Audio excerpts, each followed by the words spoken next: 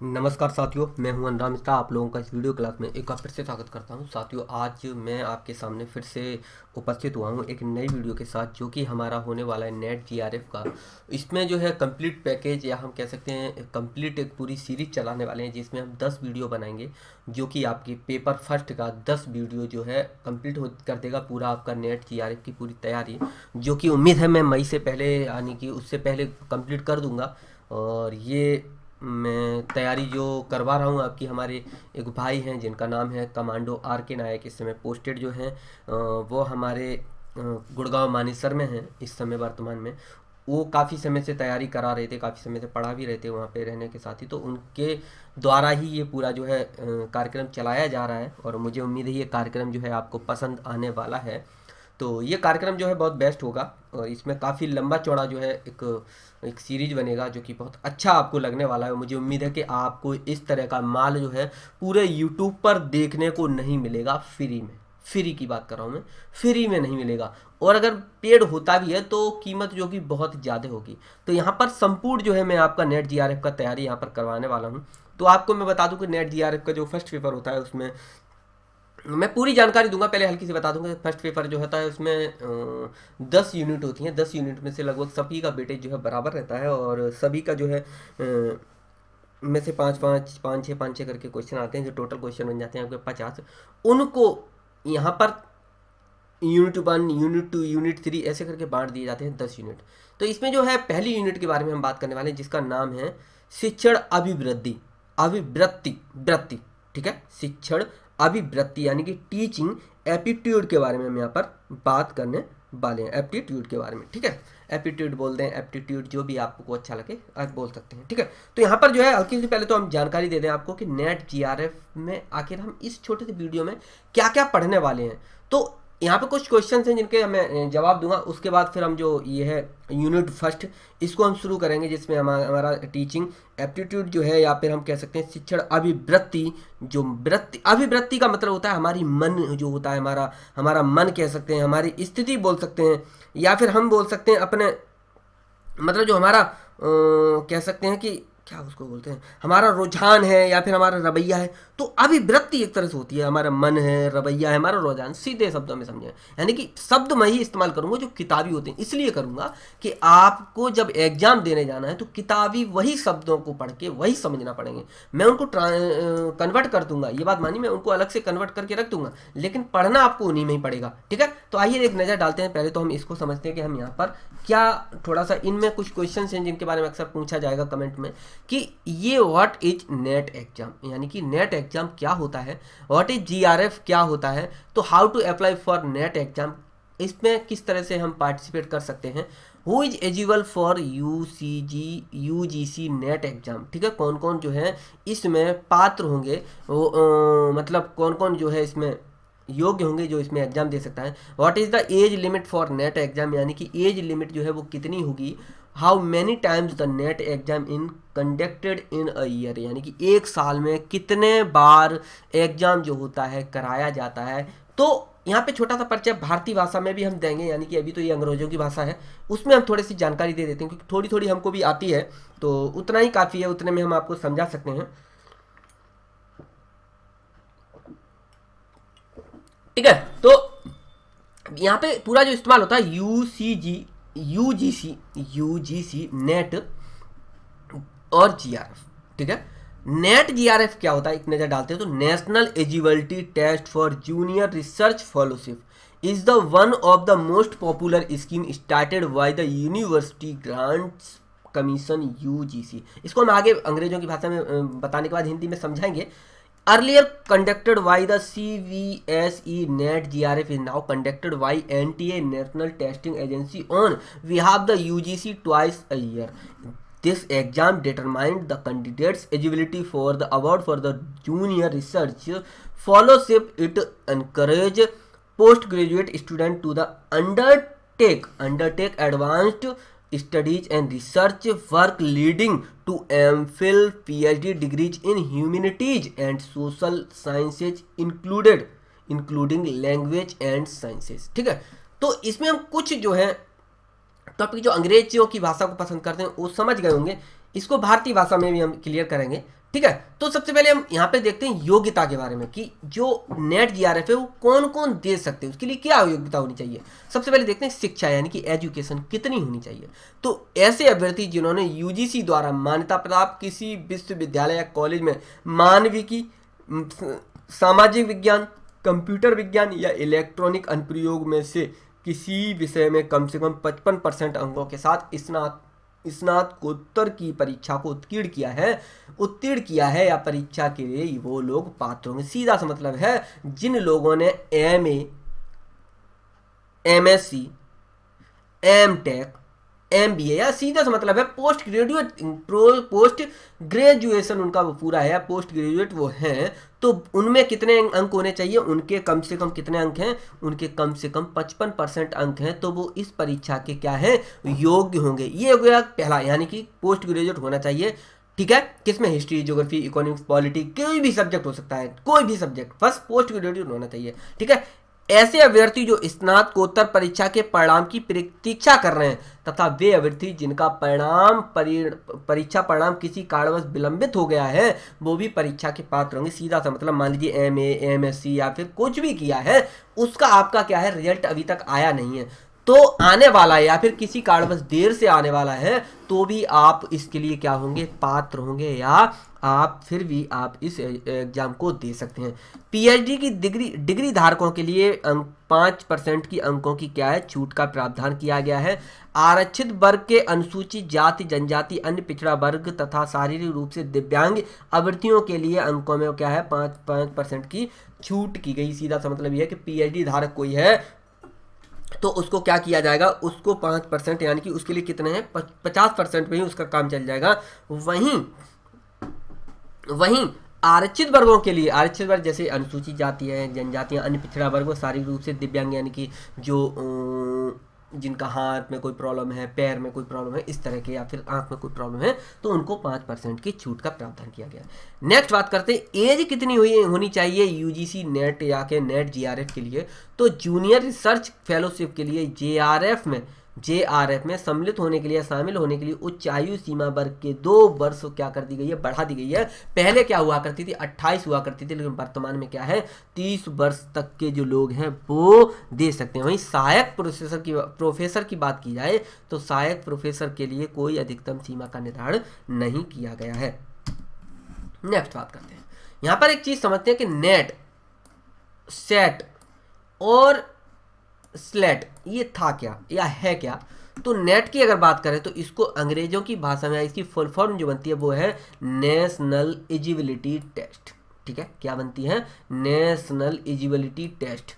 दूसरा जो आता है सेट आता है तो ये बनता है स्टेट एलिजिबिलिटी टेस्ट, यानी कि सीधा शब्द है N और S से ही पूरा समझ में आ रहा है। ये जो है राष्ट्रीय स्तर का यानी पूरे देश में लागू होता है, मतलब केंद्र के द्वारा ये किया जाता है। ये क्या है हर राज्य में भी कराया जा सकता है, उत्तर प्रदेश का अलग, गुजरात का अलग, तेलंगाना का अलग, आंध्र प्रदेश का अलग हो सकता है। ठीक है, समझ में आ गया ना। तो what is the difference between the set net exam. ठीक है, तो सेट या स्लेट क्या था, आपने नेट जान लिया। तो जहां पर यूजीसी के अनुसार लेक्चरशिप के लिए नेट एक अनिवार्य योग्यता है, यानी कि नेशनल एलिजिबिलिटी टेस्ट को पास करना एक क्या है अनिवार्य योग्यता है। वहीं राज्य सरकारों द्वारा तथा केंद्र शासित प्रदेशों को भी ये कहा गया है कि वह अगर चाहे तो लेक्चरशिप के लिए स्वतंत्र रूप से भी कोई परीक्षा करा सकता है, जिसमें मान लीजिए उत्तर प्रदेश हो सकता है, तमिलनाडु हो सकता है, इस तरह से। समझ पा रहे हैं ना,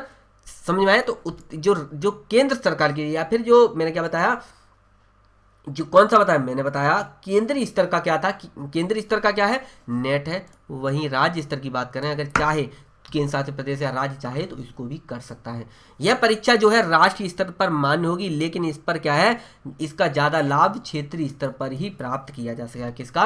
नेट तो क्या है राष्ट्रीय स्तर पर होगी, लेकिन अगर सेट अगर आप देते हैं या फिर उत्तर प्रदेश का या फिर MP का या फिर किसी का, तो वो राष्ट्रीय स्तर पर मान्यता तो होगी, लेकिन इसका ज़्यादा लाभ जो वो ले सकते हैं वो क्या है, क्षेत्रीय स्तर पर ही ले सकते हैं। यानी कि आप इस परीक्षा में यानी कि सेट अगर पास करते हैं यानी उत्तर प्रदेश वाला पास करते हैं, तो इस परीक्षा में अभ्यर्थी को अपनी मातृभाषा में प्रश्नों को हल करने की अनुमति होगी। यदि नेट राष्ट्रीय स्तर की परीक्षा मानी जाती है तो सेट जो है राज्य स्तर की परीक्षा मानी जाएगी। सेट की परीक्षा एक संशोधित रूप से सेट की परीक्षा है। यह परीक्षा अंग्रेजी तथा क्षेत्रीय भाषाओं में क्या है, आयोजित की जाती है। इसके अलावा नेट व सेट की परीक्षाओं में मुख्य अंतर यह है कि नेट की परीक्षा उत्तीर्ण करने वाला बाद में क्या है, बाद में समस्त भारतवर्ष में कहीं पर भी शिक्षक के रूप में कार्य कर सकता है। जबकि सेट, क्योंकि मैंने बताया सेट क्या है, स्टेट लेवल का, तो सेट जो है सेट की परीक्षा उत्तीर्ण करने वाला अपने आकर उसी राज्य में शिक्षक के रूप में कार्य कर सकता है। वह उसी राज्य का है, जैसे मान लीजिए उत्तर प्रदेश में उसने किया है तो उत्तर प्रदेश में ही वह शिक्षक का कार्य कर सकता है, किसी दूसरे राज्य में नहीं कर सकता। फिर से बता दूं, मैंने क्या बताया, नेट की परीक्षा यदि कोई उत्तीर्ण करता है तो वह पूरे देश में कहीं पर भी शिक्षक के रूप में कार्य कर सकता है। वहीं सेट की परीक्षा उत्तीर्ण करने वाला व्यक्ति कहीं पर भी नहीं, बल्कि उत्तर प्रदेश में किया है तो उत्तर प्रदेश में रहेगा, राजस्थान में किया है तो राजस्थान में रहेगा, मध्य प्रदेश में रहा है तो मध्य प्रदेश में रहेगा, दादर नगर हवेली एवं पुडुचेरी दादर नगर हवेली एवं दमन-दीव में यदि है तो वह यहीं पर रहने के योग्य होगा। ठीक है, आइए चलिए परीक्षा पद्धति के बारे में बात कर लेते हैं, किस तरह से इसमें एग्जाम में पेपर का जो तरीका है। तो UGC नेट की अगर बात की जाए तो परीक्षा में 2 प्रश्न पत्र होते हैं, यानी कि 2 पेपर होते हैं इसमें। प्रथम प्रश्न पत्र की अगर बात की जाए तो यहाँ पर क्या है, फर्स्ट पेपर की बात की जाए तो इस पत्र में क्या है, 50 बहुविकल्पी प्रकार के क्या होंगे, प्रश्न होंगे।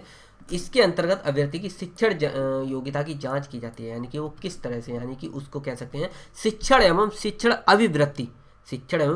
अभिवृत्ति जो पहला पेपर होगा जिसकी 10 यूनिट होंगे, उसमें क्या है, उसको 50 क्वेश्चन क्या है, हर यूनिट से मोटा मोटी 5-5 प्रश्न आते हैं, उनमें से 50 प्रश्न बनेंगे तो उनमें क्या करना होगा, उनमें से हल करना होगा प्रश्नों को। ठीक है,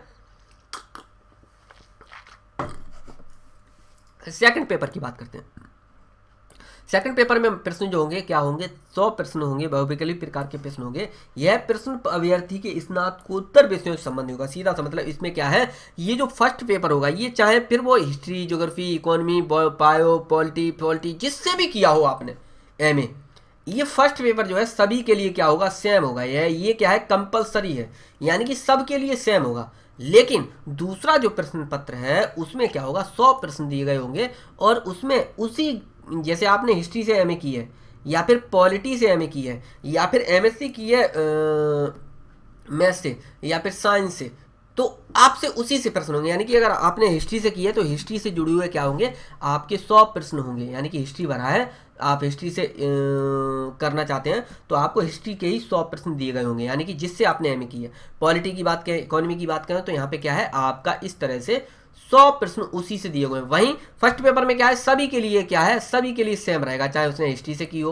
पॉलिटी से की हो, किसी से भी हो, ये सभी के लिए सेम रहेगा। लेकिन ये क्या है, अगर आप हिस्ट्री से करना चाहते हैं तो सेकंड पेपर तो आपका सिर्फ हिस्ट्री से जुड़े हुए 100 प्रश्न होंगे। ठीक है, तो आइए देखते हैं। तो पेपर अंक, प्रश्न की संख्या और समय की बात करें तो पेपर नंबर फर्स्ट की अगर बात करें तो जो अंक होंगे यानी कि जो नंबर होंगे वो कितने होंगे, 100 होंगे। प्रश्नों की अगर बात की जाए पेपर नंबर फर्स्ट में तो कितने होंगे, 50 प्रश्न होंगे। पेपर नंबर 2 की बात करें या पेपर नंबर सेकंड की बात करें तो इसमें 200 प्रश्न होंगे और सभी प्रश्न इसमें क्या होंगे, अनिवार्य होंगे। वो 200 नंबर का होगा और 100 इसमें क्वेश्चन होंगे। ठीक है, कितने नंबर का, 200 नंबर का सेकंड पेपर और फर्स्ट पेपर जो है 100 नंबर का होगा। फर्स्ट पेपर जो है सभी के लिए सेम रहेगा, लेकिन सेकंड पेपर जो है वो जिस विषय से या हिस्ट्री, ज्योग्राफी, पॉलिटी जिससे भी आपने भरा है तो आपको उसी के आधार पे होगा। वहीं आपको यहाँ पर क्या है, एग्जाम जो है 3 घंटे मिलेंगे आपको करने के लिए, जिसमें आपका फर्स्ट और सेकंड आपको दोनों को करना होगा। वहीं पालियां जो है 2 होंगी, जैसे आपका फर्स्ट और सेकंड के लिए दोनों के लिए कितना मिलेगा, 3 घंटे मिलेगा। एक 9:30 से 12:30 तक होगा और एक होगा 2 से 5 तक का टाइम। ठीक है, ये इसके लिए नहीं होगा, यानी कि उसमें भी क्या होगा, जैसे मान लीजिए अगर 2 से 5 वाला है ना, 2 से लेके 5 वाला, तो उसमें भी सेम यही 2 एग्जाम करने होंगे, पेपर सॉल्व करने होंगे। अगर शाम का किसी, मान लीजिए मुझे दिन में जाना है सुबह के टाइम पे 3 से 9 से 12 जाना है, 9 से 12:30 जाना है, तो मुझे ये दोनों पेपर सॉल्व करने होंगे इन 3 घंटों में। वहीं अगर मेरा शाम की पाली में आ रहा है 2 से 5 वाले में, तो मुझे ये सेम पेपर करने होंगे। ठीक है, तो समझ गया ना कितना समय मिलता है, 3 घंटे। चलिए ये जानकारी इतनी काफ़ी है। एक नज़र डालते हैं नेट, जीआरएफ और यूजीसी, थोड़ी सी जानकारी लेते हैं। एन का मतलब, ई का मतलब, टी का मतलब, जे का मतलब, आर का मतलब, एफ का मतलब, यू का मतलब, जी का मतलब, सी का मतलब। ठीक है, तो मतलब भी इसको समझते हैं क्या मतलब है। An national eligibility test for junior research fellowship. ठीक है, तो समझ में आ गया होगा नेट जीआरएफ का फुल फॉर्म। नेक्स्ट बात करते हैं यूजीसी क्या है, university grant commission, grants commission. चलिए, विश्वविद्यालय अनुदान आयोग यूजीसी, विश्वविद्यालय अनुदान आयोग यूजीसी यानी कि यूनिवर्सिटी ग्रांट्स कमीशन। विश्वविद्यालय अनुदान आयोग यूजीसी भारत का एक वैधानिक संस्थान है जिसकी स्थापना भारतीय संघीय सरकार द्वारा 1956 में की गई थी। यह उच्च शिक्षा के क्षेत्र में उचित मानकों एवं आदेशों का ध्यान रखते हुए भारत में विश्वविद्यालयों को उच्च शिक्षा प्रदान करने के लिए अधिकृत या कहें इसको शक्ति या कहें पावर मिली गई है। इसके अतिरिक्त या इसके अलावा यह इसको शक्ति है कि विश्वविद्यालयों तथा कॉलेजों के लिए अनुदान की व्यवस्था भी करें, यानी कि उनको पैसा या फिर फाइनेंस की व्यवस्था भी करने का अधिकार दिया गया किसको, विश्वविद्यालय अनुदान आयोग यानी कि यूजीसी। तो ये एक संस्थान है जो क्या कराता है, आपका एग्जाम कराता है, कौन सा, नेट जीआरएफ का। चलिए देखते हैं, तो यूजीसी नेट जीआरएफ को थोड़ा समझ लेते हैं।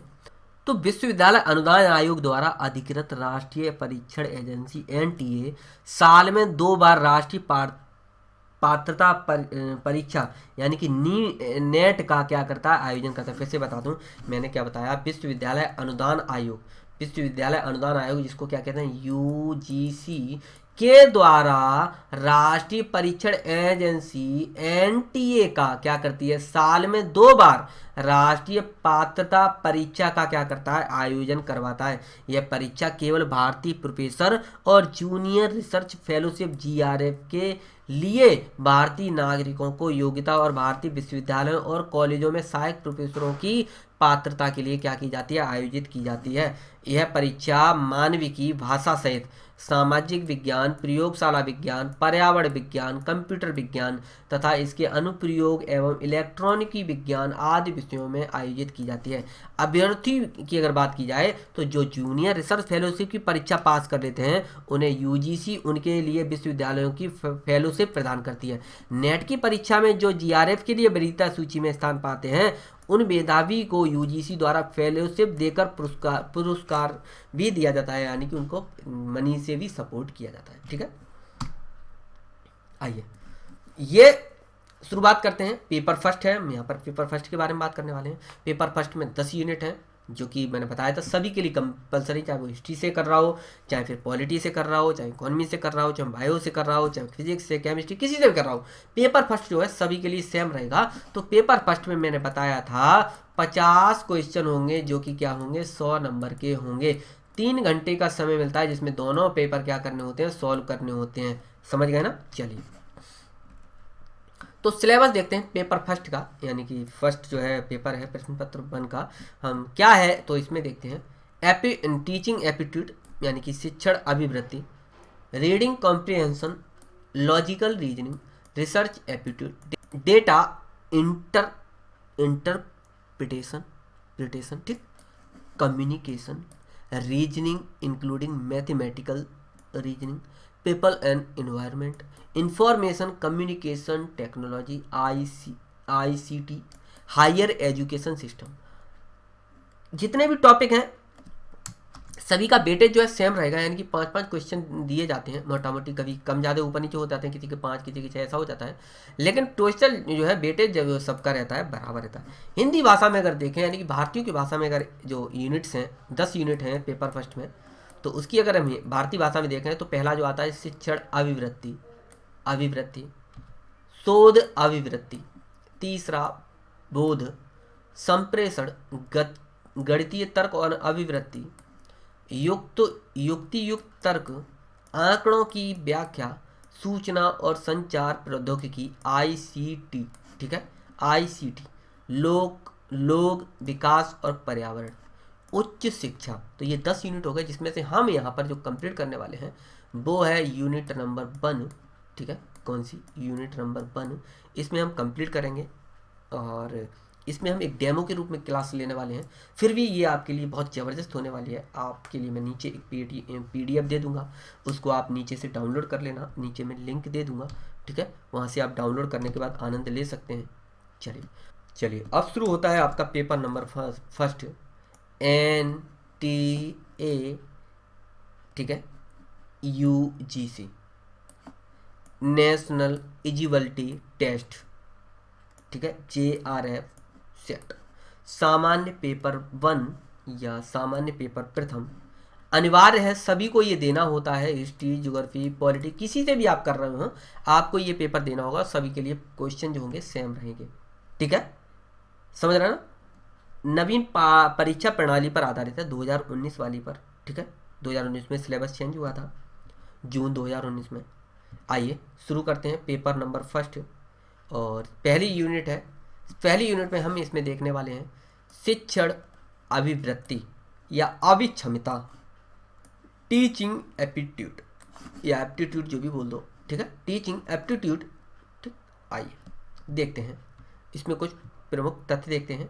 इसमें मैं आपको लगभग 120-130 से ज़्यादा मैं यहाँ पर जो क्वेश्चंस हैं उनको यहाँ पर साथ ही साथ सॉल्व करा दूंगा और हल्का हल्का एक लय बना दूंगा, ताकि जब मैं यूनिट फर्स्ट को और अच्छे से देने वाला हूँ, मतलब ये एक डेमो टाइप है, क्लासेस मान सकते हैं, जब मैं आपको और अच्छे से दूँ, क्योंकि अभी मटेरियल थोड़ा तैयार हो रहा है, आने वाले समय में आपको बेस्ट मटेरियल और इससे भी बेस्ट मिलेगा, ठीक है, तो वो दे दूंगा। इसमें क्वेश्चन कितने होंगे, 120 से 130। सबसे पहले बात करते हैं शिक्षण यानी कि टीचिंग क्या होती है। तो शिक्षण जो है एक ऐसी प्रक्रिया है या एक ऐसी क्रिया है जिसमें क्या होता है, सीखने वाला जो व्यक्ति होता है, सीखने वाला व्यक्ति इस प्रक्रिया के माध्यम से ज्ञान तथा कौशल को क्या करता है, प्राप्त करता है, अर्जित करता है, और उन ज्ञान को प्राप्त करने के बाद जो उनके लक्ष्य होते हैं उनको भी क्या करता है, लक्ष्यों की प्राप्ति कर लेता है। तो इस प्रकार शिक्षण जो है मानवीय मूल्यों को क्या करती है, विकसित करती है। समझ पा रहे हैं, क्या करती है, मानवीय मूल्यों को विकसित करती है। तो शिक्षण अभिवृत्ति जो होता है, शिक्षण अभिवृत्ति क्या है, 2 शब्दों से मिलकर बना है, जिसका क्या मतलब होता है, एक शिक्षक में विद्यार्थी को पढ़ाने वाले गुणों का पाया जाना। फिर से बता दूं, शिक्षण अभिवृत्ति का मतलब है किसी भी शिक्षक में विद्यार्थी को पढ़ाए जाने का गुणों का पाया जाना, ठीक है। तो शिक्षण में सबसे महत्वपूर्ण तत्व जो होता है, शिक्षक और विद्यार्थी के मध्य प्रत्यक्ष वार्तालाप का होना बहुत ही आवश्यक है। फिर से बता दूं, इस शिक्षण में सबसे महत्वपूर्ण क्या होता है, तत्व क्या है, शिक्षक और विद्यार्थी के मध्य क्या प्रत्यक्ष वार्तालाप का होना मतलब होना बहुत जरूरी है। मान लीजिए ये शिक्षक हैं और शिक्षक और ये है, मान लीजिए ये क्या है, आपका विद्यार्थी है। तो दोनों के बीच शिक्षण सब जब शुरुआत हो पाएगी जब दोनों एक दूसरे में क्या कर पाएंगे, वार्तालाप शुरू करेंगे। यानी कि वार्तालाप के लिए क्या है कि सीधा समझ लीजिए कि पास आना ही पड़ेगा। मतलब अब तो जमाना बदल गया, फोन वगैरह आ गया है, तो अब तो फोन से भी वार्तालाप हो जाएगी, लेकिन फिर भी क्या है, वार्तालाप प्रत्यक्ष, ठीक है, दोनों के मध्य क्या प्रत्यक्ष वार्तालाप का होना बहुत ही आवश्यक है। तो टीचर क्या करेगा, विद्यार्थी से क्या करेगा, वार्तालाप करेगा, तब क्या है, शिक्षण की जो प्रक्रिया है वो शुरू हो जाएगी। तो वर्तमान में शिक्षा का मुख्य उद्देश्य सिर्फ रटना या बलपूर्वक ज्ञान को मस्तिष्क में बिठाना नहीं है, बल्कि विद्यार्थी में अधिगम करके सिखाने की गतिशीलता को बढ़ाना है। अधिगम का मतलब होता है लर्निंग, यानी कि सीखने की प्रक्रिया। तो अधिगम को, बल्कि विद्यार्थी में क्या करना है, अधिगम की गतिशीलता को क्या करना है, बढ़ाना है। फिर से बता दूं, मैंने क्या बताया, वर्तमान में शिक्षा का मुख्य उद्देश्य क्या नहीं है, सिर्फ रटना नहीं है बलपूर्वक, क्योंकि मम्मी ने क्या की, डंडा उठाया, दे लपड़ चल बैठ पढ़ने के लिए, ऐसे नहीं। मतलब टीचर जो है अपने तरीके से उसको क्या करें, प्यार से उसको उसमें रुचि जगाएं।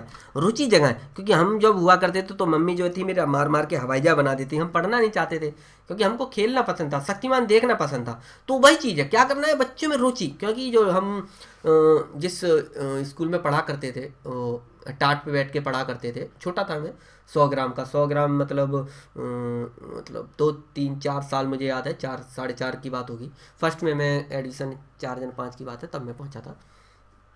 टाट बिछे हुए थे और वहाँ पे बड़ा आनंद आता था जीवन के। तो वहाँ टीचर्स को रुचि पैदा करनी है, समझ पा रहा ना, सिखाने की, अधिगम करने की, समझ पा रहा ना। चलिए, 2002 में 14 वर्ष तक के बच्चों को निःशुल्क अनिवार्य शिक्षा देने से संबंधित भारतीय संविधान के अनुच्छेद 21A क्या है, शिक्षा से संबंधित है। शिक्षा किस सूची का विषय है, तो शिक्षा जो है समवर्ती सूची का विषय है, क्योंकि हमारे संविधान में 3 प्रकार की सूची बनाई गई हैं, जिसमें पहली सूची जो आ जाती है वो क्या आ जाती है, केंद्र सूची या संघ सूची, दूसरी जो आ जाती है राज्य सूची, और तीसरी जो है समवर्ती सूची। केंद्र सूची पर सिर्फ केंद्र आपका क्या कर सकता है, केंद्र ही क्या कर सकता है, उस पर कानून बना सकता है। राज्य पे सिर्फ राज्य बना सकता है, और समवर्ती सूची में राज्य और केंद्र दोनों मिलकर बना सकते हैं। यदि आपको पॉलिटी अगर सब्जेक्ट है आपका, यूजीसी नेट जो सेकंड पेपर है आपका, अगर उसमें अगर आपका पॉलिटी है, हिस्ट्री है, ज्योग्राफी है, इकोनॉमी है, कोई भी है, तो मैंने वीडियो जो है बना दी है, आप वहाँ पर जाके आप आनंद ले सकते हैं। मुझे उम्मीद है आपको उससे लाभ 100% मिलेगा ही मिलेगा। चलिए नेक्स्ट बात करते हैं। चलिए, शिक्षण सहायक सामग्री के बारे में बात करते हैं। शिक्षक सहायक सामग्री के प्रकार। शिक्षण से पहले आपको हल्का सा बता दूं कि शिक्षा क्या होती है। शिक्षा का मतलब होता है औपचारिक या फिर अनौपचारिक रूप से आजीवन सीखते रहना। लेकिन संकुचित रूप में अगर शिक्षा का मतलब समझे तो औपचारिक रूप से किसी शिक्षण संस्थान में जाकर शिक्षण संस्थान में शिक्षा ग्रहण करने से होता है। तो वर्तमान में शिक्षा क्या है, वर्तमान शिक्षा परिवेश में शिक्षण का उद्देश्य या शिक्षण का जो मूल जो क्या है, तत्व या उद्देश्य जो है, विद्यार्थियों में अधिगम को उत्पन्न करके सिखाना है, न कि बलपूर्वक डंडे से, लाठी से या बलपूर्वक उनके मस्तिष्क में क्या करना है, कॉपी नहीं करना है। क्योंकि हमें क्या है, जब बच्चों को डर लगता है किससे, पढ़ाई से, तो हम क्या करते हैं कि मान लीजिए मैडम जी ने ये कह दिया कि जा बेटा ये वाला जो है लेसन या कहीं पाठ या फिर जो है अध्याय जो है इसको जाके रट के आ, तो वो क्या करेगा, डर की वजह से कि तेरा मार मार के अभी हाल हवाई जहाज बना देंगे, दे लपड़ कर देंगे। तो बच्चा क्या करेगा, बुक जो है उठाएगा और उसमें से एक एक शब्द को वो बिना समझे उसको क्या कर लेगा, रट लेगा। भारत का इतिहास, न इतिहास का मतलब पता है, न उसे भारत का मतलब पता है, न का मतलब पता है, बस उसने उसको रट लिया। भारत का इतिहास, भारत क्या है हमें पता ही नहीं है, इतिहास क्या होता है हमें पता ही नहीं है।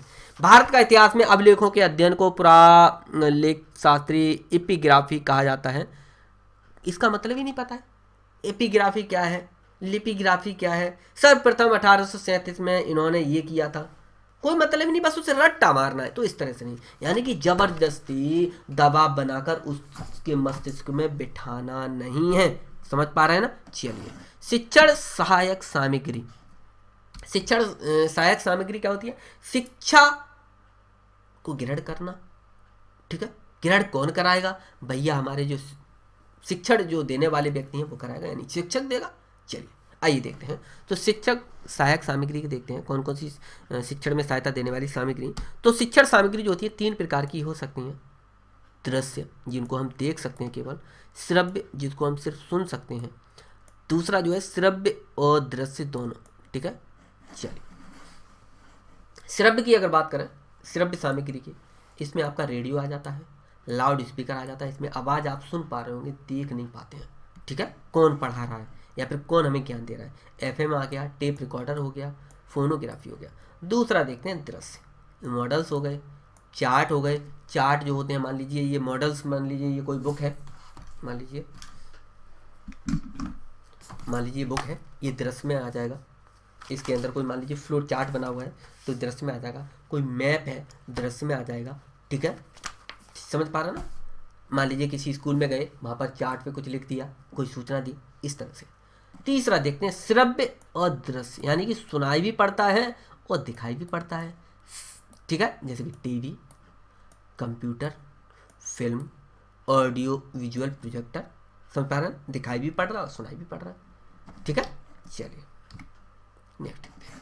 चलिए, विद्यार्थी के व्यवहार में परिवर्तन लाने के लिए दी जाने वाली क्रिया क्या कहलाती है, शिक्षण कहलाती है। यह कथन किसके द्वारा कहा गया था, तो वो हमारे एक अंकल थे जिनका नाम था क्या, क्लार्क। क्या नाम था? क्लार्क नाम था इनका, SCT क्लार्क। ठीक है। अधिगम को आगे प्रेरित करने वाली क्रिया क्या कहलाती है? शिक्षण कहलाती है। यह कथन किसका था? हमारे B.O. स्मिथ का। शिक्षण कला व विज्ञान दोनों है, यह कथन किसके द्वारा दिया गया है? तो NL पेज के द्वारा। फिर से बता दूं, मैंने क्या बताया? विद्यार्थी के व्यवहार में परिवर्तन लाने के लिए दी जाने वाली क्रिया क्या कहलाती है? शिक्षण कहलाती है। यानी कि कोई विद्यार्थी है और वो किसी शिक्षक के पास जाता है जो उसको क्या देता है? शिक्षा देना चाहता है। जो शिक्षक का मतलब जो शिक्षा देने वाला होता है उसको शिक्षक कहते हैं, ज्ञान देने वाला। तो वो क्या करता है? क्योंकि शिक्षण का सामान्य अगर मतलब समझें तो होता है शिक्षा प्रदान करना। शिक्षण का मतलब है, टीचिंग का मतलब है ज्ञान प्रदान करना, यानी कि किसी को भी ज्ञान देना। मैं शिक्षण का कार्य कर रहा हूँ तो शिक्षक कहलाऊंगा, मोटा मोटी मान सकते हैं। इसका शाब्दिक अर्थ अगर हम समझें तो सीधा सा कह सकते हैं सिखाना या सीख देना, और शुद्ध भाषा में कहते हैं ज्ञान पेलना। ज्ञान पेलना सीधा सा मतलब क्या है? शिक्षण कार्य ही है। समझ पा रहे हैं ना? तो विद्यार्थी के व्यवहार में परिवर्तन लाने के लिए दी जाने वाली क्रिया को क्या कहते हैं? शिक्षण कहते हैं। ये क्या है? एक महान वैज्ञानिक थे जिनका नाम था क्लार्क, इनके द्वारा कहा गया है। क्या कर रहा है? इनका ये कहना है कि जो विद्यार्थी है उसके व्यवहार में क्या है? परिवर्तन लाने की क्रिया को क्या कहेंगे? शिक्षण कहते हैं। किसके द्वारा? क्लार्क के द्वारा। दूसरा कथन देख लेते हैं। एक अंकल हैं जिनका नाम है अधिगम को आगे प्रेरित करने वाली क्रिया को क्या कहते हैं? शिक्षण कहते हैं। किसके द्वारा? B.O. स्मिथ के द्वारा। अधिगम मतलब क्या होता है? अधिगम होता है सीखना या फिर लेना, कुछ ग्रहण करना, आगे बढ़ना, ऊपर की ओर बढ़ना, अधिगम कहते हैं। तो अधिगम को आगे प्रेरित करने वाली क्रिया को क्या कहते हैं? शिक्षण कहते हैं। किसके द्वारा? शिक्षण कला एवं विज्ञान दोनों है, यह कथन किसके द्वारा? NL पेज के द्वारा दिया गया है। फिर तो कुछ और एक आध व्यक्ति जो हमें याद है हल्के पूरे, जैसे एक हमारे जानने वाले, हमारे पहचान वाले अंकल थे जिनका नाम था रेयांश। रेयांश कहते हैं कि दूसरों को सिखाने, दिशा निर्देश देने एवं उन्हें निर्देशित करने की प्रक्रिया को ही हम क्या कहते हैं? शिक्षण कहते हैं। वहीं एक अंकल और आ जाते हैं जिनका नाम क्या था? गेज अंकल कहते हैं शिक्षण एक पारस्परिक प्रभाव है जिसका उद्देश्य दूसरे व्यक्तियों को व्यवहार में क्या है? अपेक्षित परिवर्तन करना है। तो किसके के द्वारा कहा गया था? गेज अंकल के द्वारा कहा गया था। ठीक है। उसके बाद हमारे एक अंकल हैं, अंकल तो नहीं है, ये हमारे दादाजी हैं, मतलब ये ग्रैंडफादर हैं, और इनका नाम है महात्मा गांधी जी। ये अंकल एक बार फोन पे बात हुई तब कह रहे थे, तो महात्मा गांधी जी के अनुसार कहा गया कि शिक्षण से मेरा अभिप्राय बच्चे व मनुष्य के शरीर, मन, आत्मा में विद्यमान सर्वोत्तम गुणों का सर्वांगीण विकास करना क्या कहलाता है? शिक्षण कहलाता है। किसके अनुसार? महात्मा गांधी जी के अनुसार। उनका ये कहना है कि बच्चा जो है, बच्चा हो चाहे कोई बड़ा आदमी या मनुष्य हो, उसकी जो आत्मा है, यानी कि उनका शरीर जो हमें दिख रहा है, उसका मन और उसकी आत्मा में क्या विद्यमान सर्वोत्तम गुणों का क्या करना? सर्वांगीण विकास करना ही क्या कहलाता है? शिक्षण कहलाता है। एक हमारे और अंकल आ जाते हैं जिनसे हमारी बात तो नहीं हुई कभी, हम बस उनका नाम एक दो बार सुना है, जिनका नाम है फिलिप्स अंकल कहते हैं कि शिक्षण जो होता है वह संस्था है जिसका केंद्रीय तत्व ज्ञान का क्या करना है? संग्रह करना है। कौन कहते थे? फिलिप्स कहते हैं। एक और अंकल आ जाते हैं जिनसे बात नहीं करना चाह रहा था, फिर भी आपको बता ही देता हूं, बहुत सारे अंकल हैं मेरे, जिनका नाम है रेमंड कहते हैं कि शिक्षण को विकास की वह प्रक्रिया कहकर परिभाषित किया जा सकता है जिसमें मनुष्य बचपन से लेकर, यानी कि जब 100 ग्राम का होता है, यानी कि बचपन से प्रौढ़ावस्था तक अनेक प्रकार से अपने भौतिक, सामाजिक, आध्यात्मिक पर्यावरण में क्या करता है? अनुकूलन करना सीखता है। ठीक है, चलिए नेक्स्ट बात करते हैं। शिक्षण जो है एक त्रिध्रुवीय प्रक्रिया है, ऐसा मानना था। कौन थे? वो थे आपके रायवर्न। क्या था? शिक्षण एक त्रिध्रुवीय प्रक्रिया है, किस व्यक्ति का मानना था? रायवर्न का ये कहना था। तो शिक्षा जो है क्या है? मनोवैज्ञानिक है। ठीक है। हमारे रायवर्न अंकल ने कहा कि जो त्रिध्रुवीय है उसमें क्या क्या आता है? रायवर्न ने विद्यार्थी, शिक्षक और पाठ्यक्रम, यानी कि स्टूडेंट, टीचर और सिलेबस को क्या माना है, शिक्षण के 3 प्रमुख ध्रुव बताए हैं। किसके द्वारा, हमारे रायवर्धन अंकल जो कहते हैं सिलेबस, टीचर और स्टूडेंट को क्या माना है, 3 ध्रुव या कहें 3 ध्रुव माने हैं। ठीक है, 3 ध्रुव माने हैं। इसको हम ये भी कह सकते हैं कि रायवर्धन के अनुसार शिक्षा के 3 केंद्र बिंदु माने, जिसमें अध्यापक, बालक और विषय आ जाते हैं। शिक्षण के प्रमुख 3 चर आपको देखने को मिल जाएंगे। शिक्षण के प्रमुख कितने हैं, 3 चर देखने को मिल जाएंगे। कौन से हैं, सबसे पहला जो है शिक्षक, जो कि एक स्वतंत्र चर होता है। स्वतंत्र चर का मतलब है ना तो वो किसी के हस्तक्षेप की उसे जरूरत पड़ती है, ना ही किसी और की जरूरत, वो पूरी तरह स्वतंत्र है। क्योंकि शिक्षक का मतलब ही है कि मैं पहले से बहुत कुछ सीख के आया हूँ, क्योंकि मैं जानता हूँ कुछ ना कुछ, जाहिर सी बात, तभी मुझे शिक्षक कहा गया। तो ये एक स्वतंत्र क्या हो जाता है, चर हो जाता है। भाई दूसरा जो है वो है विद्यार्थी, ये परतंत्र चर है। परतंत्र का मतलब किसी और के ऊपर, मतलब किसी ने, जाहिर सी बात है, इसे या तो टीचर की जरूरत पड़ेगी या फिर पाठ्यक्रम की जरूरत पड़ेगी। यानी कि शिक्षक जो है बिना बच्चे के, यानी कि वो जानता है तो बच्चा ना भी हो तो भी ज्ञान थोड़ी ना उसका कहीं चला जाएगा, और शिक्षक के लिए अगर पाठ्यक्रम ना भी हो तो उसका ज्ञान थोड़ी ना चला जाएगा। लेकिन हमारा जो विद्यार्थी है, इसको शिक्षक की भी जरूरत पड़ सकती है और ज्ञान की, तभी वो कुछ न कुछ क्या है, तभी वो अधिगम कर सकता है। तो आइए समझते हैं मैंने क्या बताया। शिक्षक जो है एक स्वतंत्र चर है, विद्यार्थी परतंत्र चर है, और वहीं पाठ्यक्रम यानी कि विषय जो है एक हस्तक्षेप चर है। यानी कि विषय का क्या होगा, जब हस्तक्षेप होगा तभी, क्योंकि जाहिर सी बात है टीचर जब किसी को पढ़ा रहा होगा तो जाहिर सी बात है किसी न किसी सब्जेक्ट पे या किसी न किसी पाठ्यक्रम या किसी न किसी क्या है विषय पर वो बोल रहा होगा। जैसे कि यहाँ पर मैं आपको बता रहा हूँ, तो वो है शिक्षण अभिवृत्ति। शिक्षण अभिवृत्ति यानी कि टीचिंग एप्टीट्यूड। एप्टीट्यूड के बारे में हम यहाँ पर बात कर रहे हैं, तो ये एक विषय है, हम फर्जी नहीं बोल सकते। कुछ भी बोला तो ये भी कुछ भी किसी न किसी विषय का क्या होगा, एक होगा ना, समझ पा रहे ना, कुछ भी, तो ये विषय से संबंधित है। तो यहाँ पर फिर से बता दूं, शिक्षक जो है टीचर जो है एक स्वतंत्र चर है, विद्यार्थी एक परतंत्र है, या तो शिक्षक के ऊपर होगा या फिर वो क्या होगा, पाठ्यक्रम के ऊपर या विषय से होगा। ठीक है, यहाँ पर विषय हस्तक्षेप करना तभी हमें कुछ प्राप्त हो पा रहा है। नेक्स्ट देखते हैं, बी.एम. ब्लूम के अनुसार शिक्षण के 3 पक्ष होते हैं। बी.एस. ब्लूम के अनुसार शिक्षण के 3 पक्ष होते हैं। पहला जो है शिक्षण उद्देश्य, सीखने के अनुभव और व्यवहार में परिवर्तन। आइए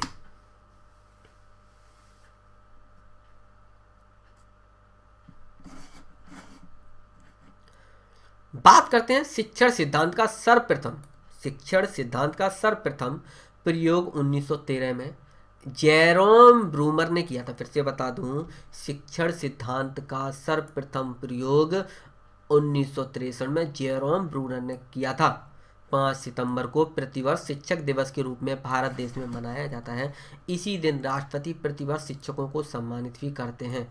अशिक्षा हमारे समाज में पिछड़ेपन का सबसे प्रमुख कारण है। क्या है, शिक्षा समाज को पिछड़ेपन का प्रमुख कारण है। अशिक्षा विश्व साक्षरता दिवस यानी कि 5 सितंबर को प्रतिवर्ष शिक्षक दिवस मनाया जाता है।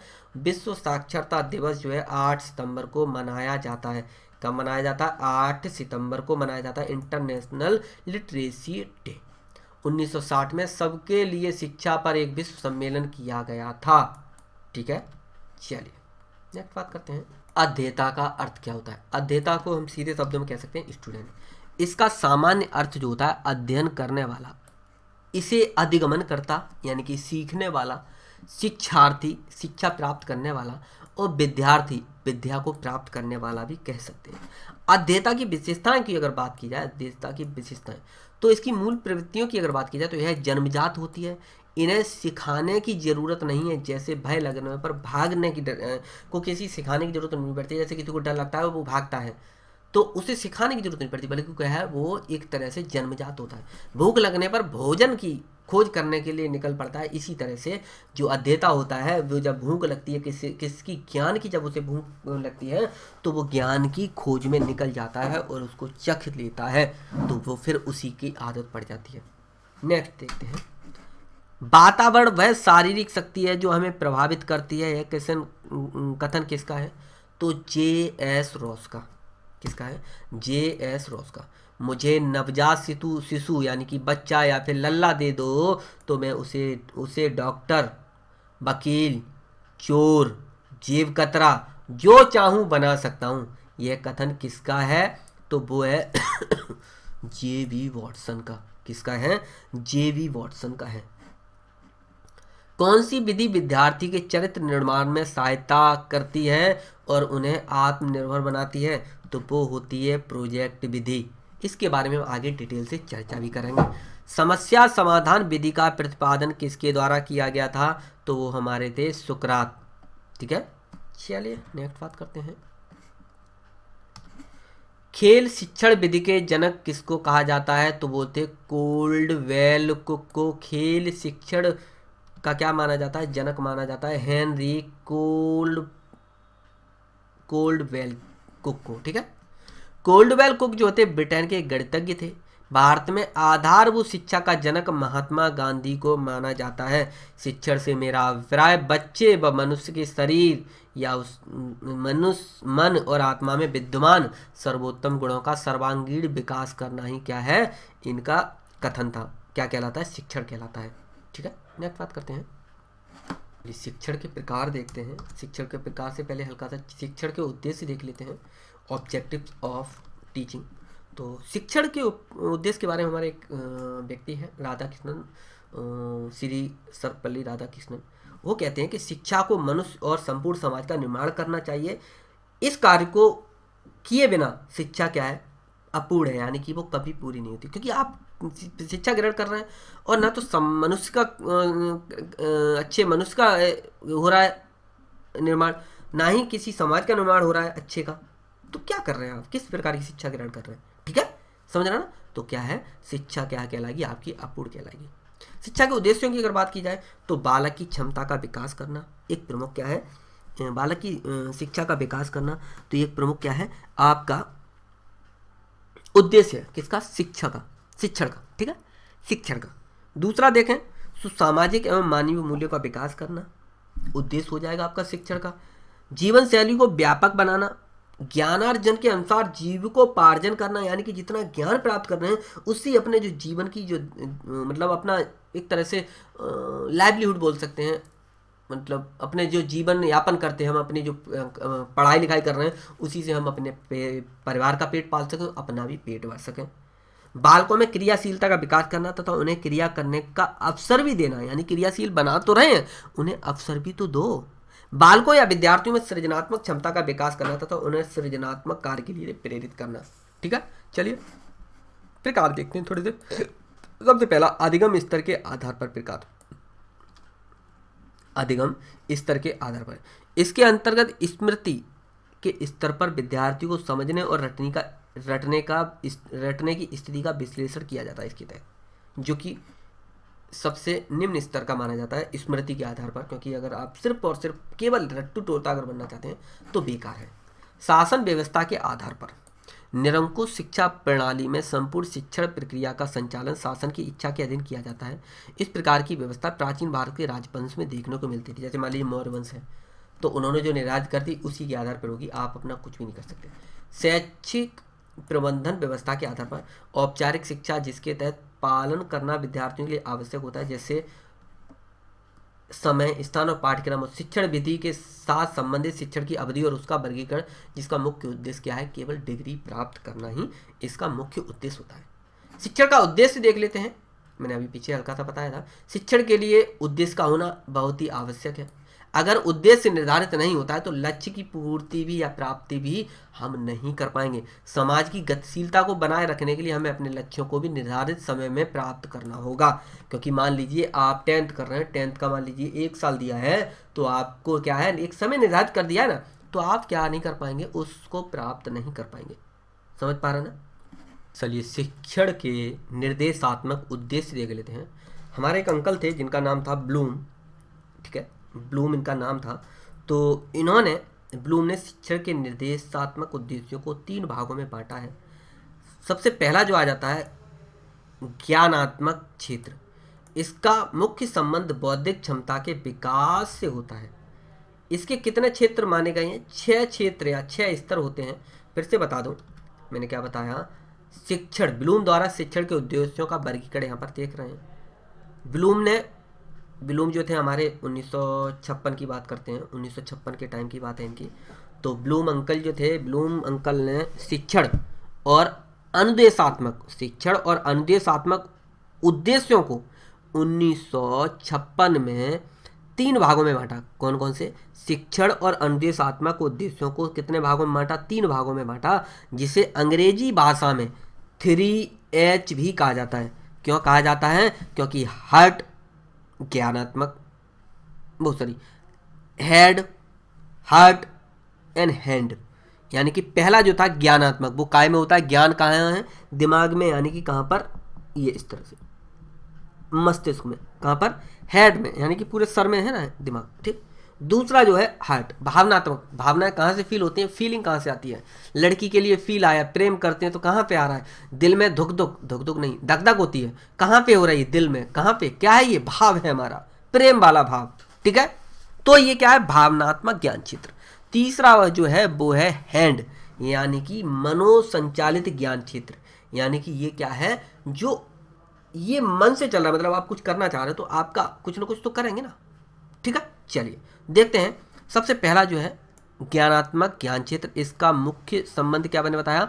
बौद्धिक क्षमता के विकास से होता है, ठीक है। इसको कॉग्निटिव डोमेन भी कहा जाता है। कॉग्निटिव डोमेन भी कहा जाता है। इसमें सबसे पहले आ जाता है ज्ञान, यानी कि नॉलेज। दूसरा आ जाता है बोध, ठीक है। क्या कहते हैं? बोध, जिसको हम कहते हैं कॉम्प्रिहेंशंस, ठीक है। तीसरा जो आता है उपयोग, यानी कि एप्लीकेशन। चौथा जो आ जाता है विश्लेषण, यानी कि इसको हम कहते हैं एनालिसिस। पांचवा जो आ जाता है वो आता है संश्लेषण, जिसको हम कहते हैं सिंथेसिस। छठवां आ जाता है मूल्यांकन, इवैल्यूएशन। सबसे पहला अगर ज्ञान के बारे में अगर बात करें, तो यहां पर मैंने लिख दिया है ये, ठीक है। ज्ञान का संबंध वस्तु या उसकी जानकारी को स्मरण रखने से है। किसी के बारे में ज्ञान रखना चाहते हैं, आंकड़ों या जानकारी के बारे में याद रखना। इस पुस्तक में कितने विषय हैं, उस विषय में कौन कौन से टॉपिक हैं, उन टॉपिक में क्या क्या की पॉइंट। मान लीजिए सबसे पहले हमने खोला भारत का इतिहास। भारत का इतिहास के लिए क्या जरूरी है कि उसके कितने भाग कर दिए जाएं? मतलब जरूरी नहीं, मतलब कितने भागों में बांट सकते हैं? 3 भागों में। 3 भागों को भी अलग अलग भाग कर सकते हैं, इस तरह से। ये है ना, तो ये छोटा सा ज्ञान है। हमें आंकड़े और जानकारी याद रखनी है, कौन सी सन में कौन सी है, क्योंकि भाग कैसे बांटेंगे? हमको आंकड़े याद होने चाहिए ना, थोड़ी जानकारी होनी चाहिए ना, तभी तो हम जोड़ सकते हैं कि इतने से इतना ये था, कि इतने से इतना ये था, और ये से ये था। तो इस तरह से आंकड़े बहुत जरूरी हैं, समझ पा रहे हैं ना। दूसरा समझबूझ या बोध या फिर कॉम्प्रिहेंशन, ठीक है। इसमें क्या होता है? अनुवाद, प्रक्षेप, निर्देशों के अर्थ समझना एवं समस्याओं की व्याख्या करना, ठीक है। इसको हम ऐसे भी कह सकते हैं। यह बोध स्तर, यह स्तर जो है अर्थ समझने की क्षमता से संबंधित होता है, ठीक है। तीसरा देखते हैं अनुप्रयोग या उपयोग या एप्लीकेशन, ठीक है। एप्लीकेशन, इसमें क्या होता है? इसमें होता है यह स्तर अमूर्त या भावात्मक ज्ञान या एब्स्ट्रैक्ट नॉलेज को मूर्त या व्यवहारिक रूप में लाने के संदर्भ में होता है, ठीक है। तीसरा जो है विश्लेषण, चौथा जो है विश्लेषण। इसमें क्या होता है? विश्लेषण मतलब एनालिसिस करना, एनालिसिस, ठीक है। विश्लेषण द्वारा प्राप्त सूचना से घटकों को विभाजित किया जाता है, जिससे इसका सही अर्थ निकाला जा सके। या हम ऐसे कह सकते हैं कि मान लीजिए अनुप्रयोग में किसी परिकल्पना का नए परिस्थिति में उपयोग या एक अमूर्त कल्पना का स्वतः उपयोग करना, ठीक है। तीसरा जो मैंने बताया विश्लेषण में क्या है? वस्तु या परिकल्पना को विभिन्न भागों में अलग करता है ताकि संगठनात्मक ढांचा समझा जा सके, और तथ्यों एवं निष्कर्षों के बीच का जो है अंतर दोनों में हम कर सकें। पांचवा देखते हैं संश्लेषण। संश्लेषण में क्या होता है? यह एक मूल घटकों को क्या करता है? समाहित करने का क्या करता है? एक स्तर है। इस स्तर को विश्लेषण स्तर का विलोम माना जाता है। विश्लेषण स्तर का क्या माना जाता है? विलोम, यानी कि उल्टा माना जाता है। विविध तत्वों से एक ढांचा या पैटर्न बनता है। एक नए अर्थ या ढांचे पर जोर देकर हिस्सों को क्या है? जोड़कर संपूर्ण जो ये बनाता है, ठीक है। संपूर्ण बना देता है। ठीक है, क्या? संश्लेषण। नेक्स्ट जो है विचारों तथा सामग्रियों के मूल्य का निर्णय करना, जिसको हम कह सकते हैं मूल्यांकन या इवैल्यूएशन, यानी कि मूल्यांकन सतत प्रक्रिया के रूप में होता है। विशेष प्रयोजनों में प्रयुक्त तरीके और सामग्री के विषय में किया गया निर्णय होता है। यानी कि हमने पहले जानकारी ली, फिर हमने उसको क्या किया, गुणाभाग किया, फिर समझा, फिर भावात्मक और जो परिकल्पना थी वस्तु में, दोनों में अलग किया और देखा कि कौन सी बात सही है, किससे क्या लाभ हो सकता है। तो उसको हमने क्या कर लिया, एक आखिर में मूल्यांकन करके एक हमने मूर्त रूप निकाल के रख दिया। नेक्स्ट बात करते हैं, दूसरा एच देखते हैं, भावनात्मक ज्ञान क्षेत्र। इसका संबंध शिक्षक एवं विद्यार्थी की भावनात्मक संवेगों से होता है। इसके 5 स्तर बताए गए हैं। इसको हम भावात्मक ज्ञान क्षेत्र या अफेक्टिव डोमेन भी कहते हैं। इसका ज्ञान क्षेत्र में मनोभाव या मनोदृष्टि में प्रेरणा, शिक्षक की सहभागिता, अनुशासन एवं जैसे कुछ मूल्यों को शामिल किया जाता है। इसके 5 स्तर होते हैं, जिसमें सबसे पहला जो आ जाता है वो आ जाता है रिसीविंग या ग्रहण करना, प्रत्युत्तर रिस्पॉन्डिंग, तीसरा आकलन यानी कि वैल्यूइंग, चौथा संगठित करना ऑर्गेनाइजेशन, पांचवा निरूपण यानी कि कैरेक्टराइजेशन। ठीक है, कहाँ पे गया, हाँ निरूपण यानी कि कैरेक्टराइजेशन। आइए मैं इसको थोड़ा जूम करके दिखाता हूँ। यहाँ पर सबसे पहले रिसीविंग, फिर responding, valuation, organisation, characterisation, by value set. ठीक है, ये इफेक्टिव।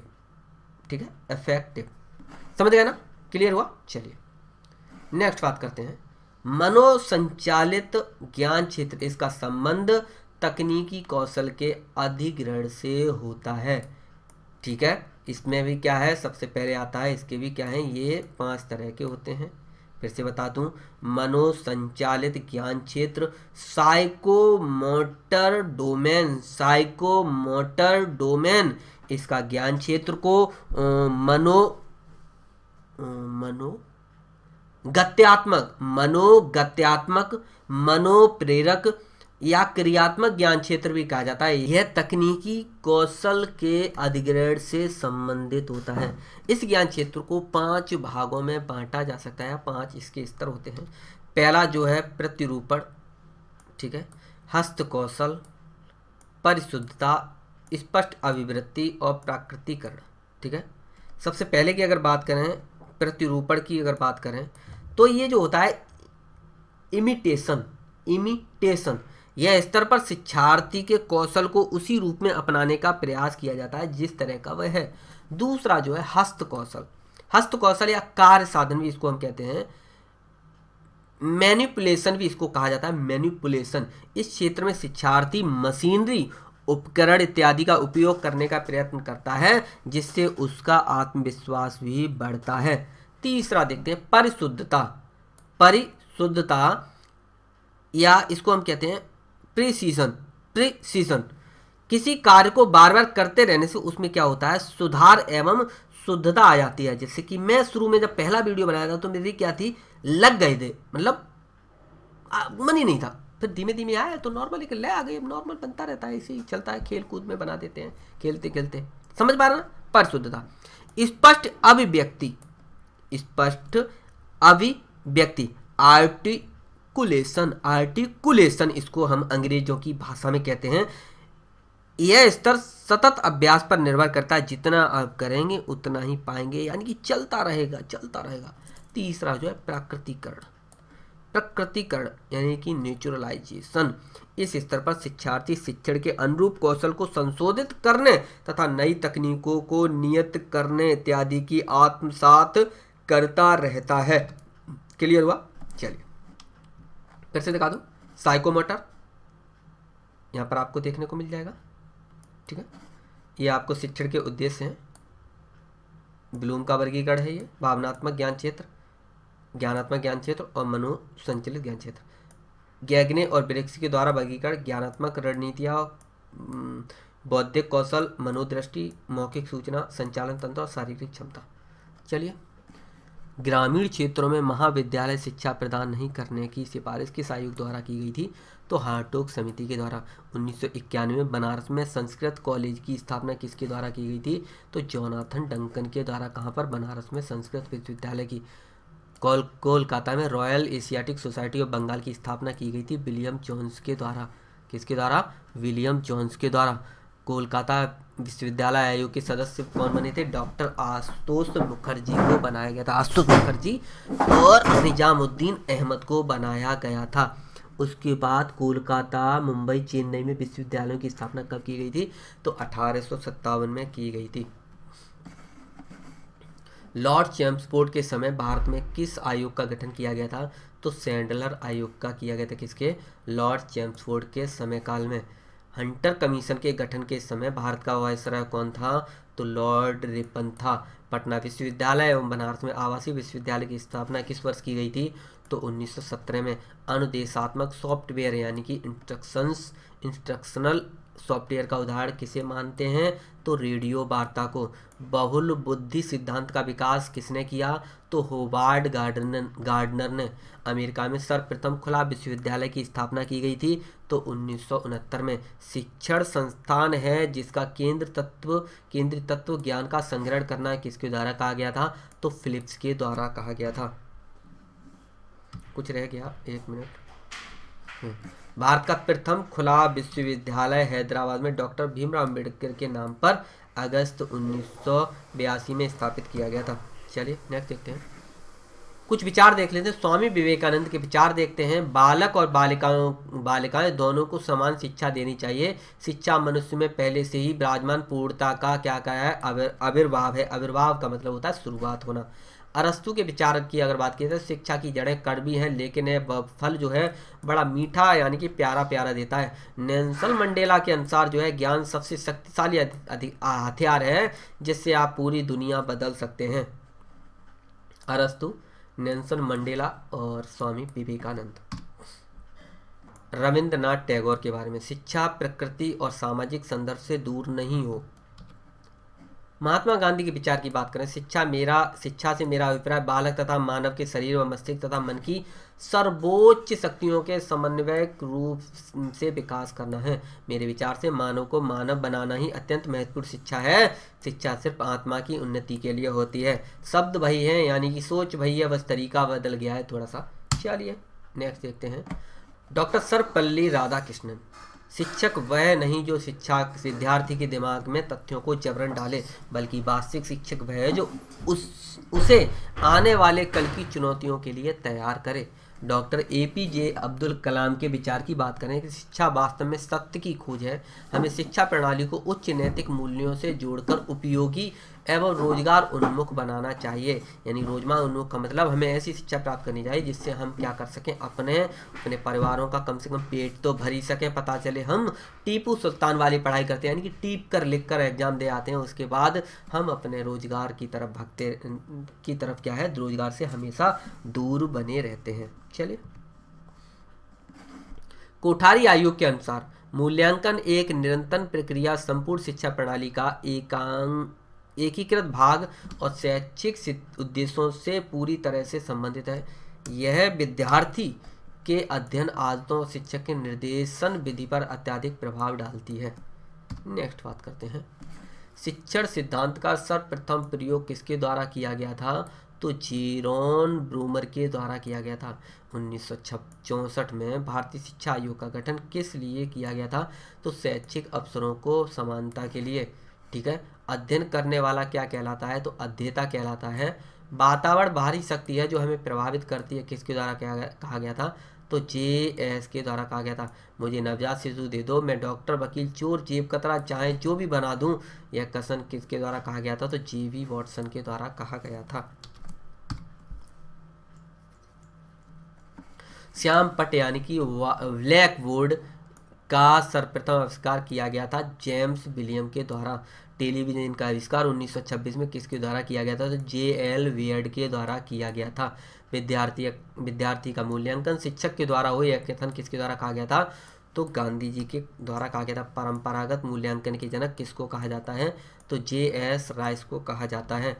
आधुनिक मूल्यांकन के जनक किसको माना जाता है? तो BS ब्लूम को माना जाता है। शिक्षा के लिए दिए जाने वाले केंद्रीय अनुदान बंद किया गया था 1919 के अधिनियम द्वारा। रेले आयोग का गठन किस वायसराय ने किया था?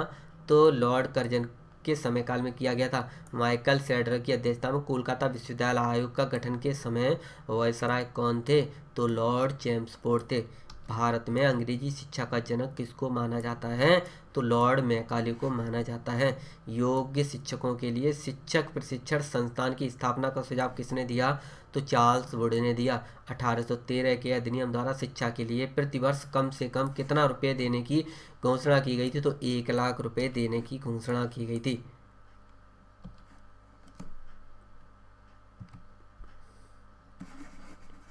भारतीय शिक्षा नीति कब बनाई गई थी? तो 1986 में भारतीय शिक्षा नीति बनाई गई थी। भारतीय शिक्षा नीति कब संशोधित की गई थी? तो 1992 में की गई थी। शिक्षा के प्रोत्साहन एवं विकास के लिए भारत सहायता कोष का गठन कब किया गया था? तो 2003 में। कॉपीराइट अधिनियम के तहत सरकार ने एक नए कॉपीराइट बोर्ड का गठन किया था 1957 में।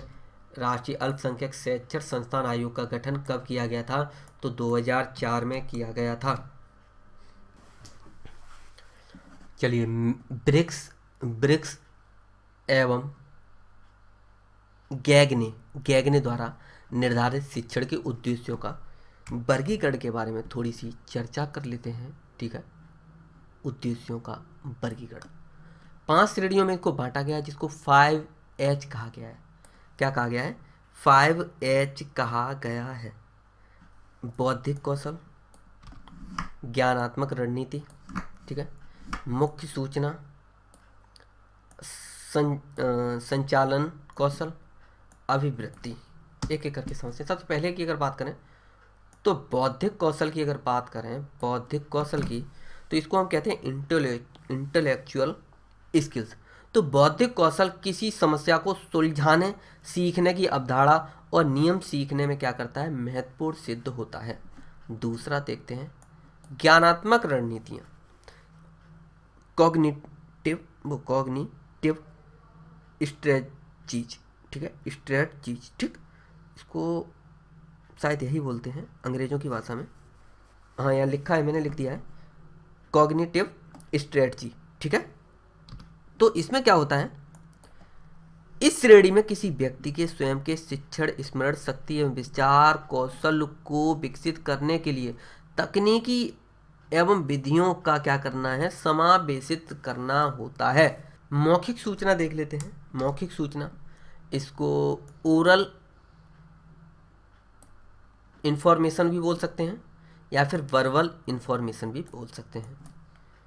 इसके तहत क्या होता है? तो इस पे तहत वो सीधा मतलब मौखिक सूचना का उपयोग किसी व्यक्ति द्वारा ज्ञान का आयोजन करने के लिए किया जा सकता है।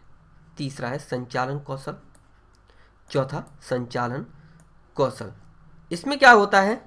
इसको हम कहते हैं, इसको संचालन कौशल भी कह सकते हैं, शारीरिक क्षमता भी कह सकते हैं, motor skill and physical abilities भी इसको कह सकते हैं। इसके तहत क्या किया जाता है? इस स्तर पर मस्तिष्क के आकार जो दिमाग होता है, तंत्रिका प्रणाली और स्नायु तंत्र एक साथ कार्य करते हैं। इसमें सामंजस्य कैसे स्थापित करना है, इसके अंतर्गत इसमें सूझबूझ का विचार किया जाता है। नेक्स्ट है मनोदृष्टि, इसको हम कहते हैं एटीट्यूड। इसमें क्या होता है? यह किसी व्यक्ति की आंतरिक या मानसिक स्थिति को व्यक्त करता है। इतनी जानकारी इसमें काफ़ी है। नेक्स्ट बात करते हैं शिक्षण के स्तर देख लेते हैं। शिक्षण के स्तर, लेवल ऑफ टीचिंग निर्धारित किए हैं। शिक्षण के स्तर को 3 स्तर पर क्या किया गया है? निर्धारित किया गया है। सबसे पहला स्मृति स्तर यानी कि मेमोरी लेवल, दूसरा जो है बोध स्तर यानी कि अंडरस्टैंडिंग लेवल, तीसरा जो है वो है चिंतन स्तर या रिफ्लेक्टिव लेवल, ठीक है। आइए एक एक करके देखते हैं।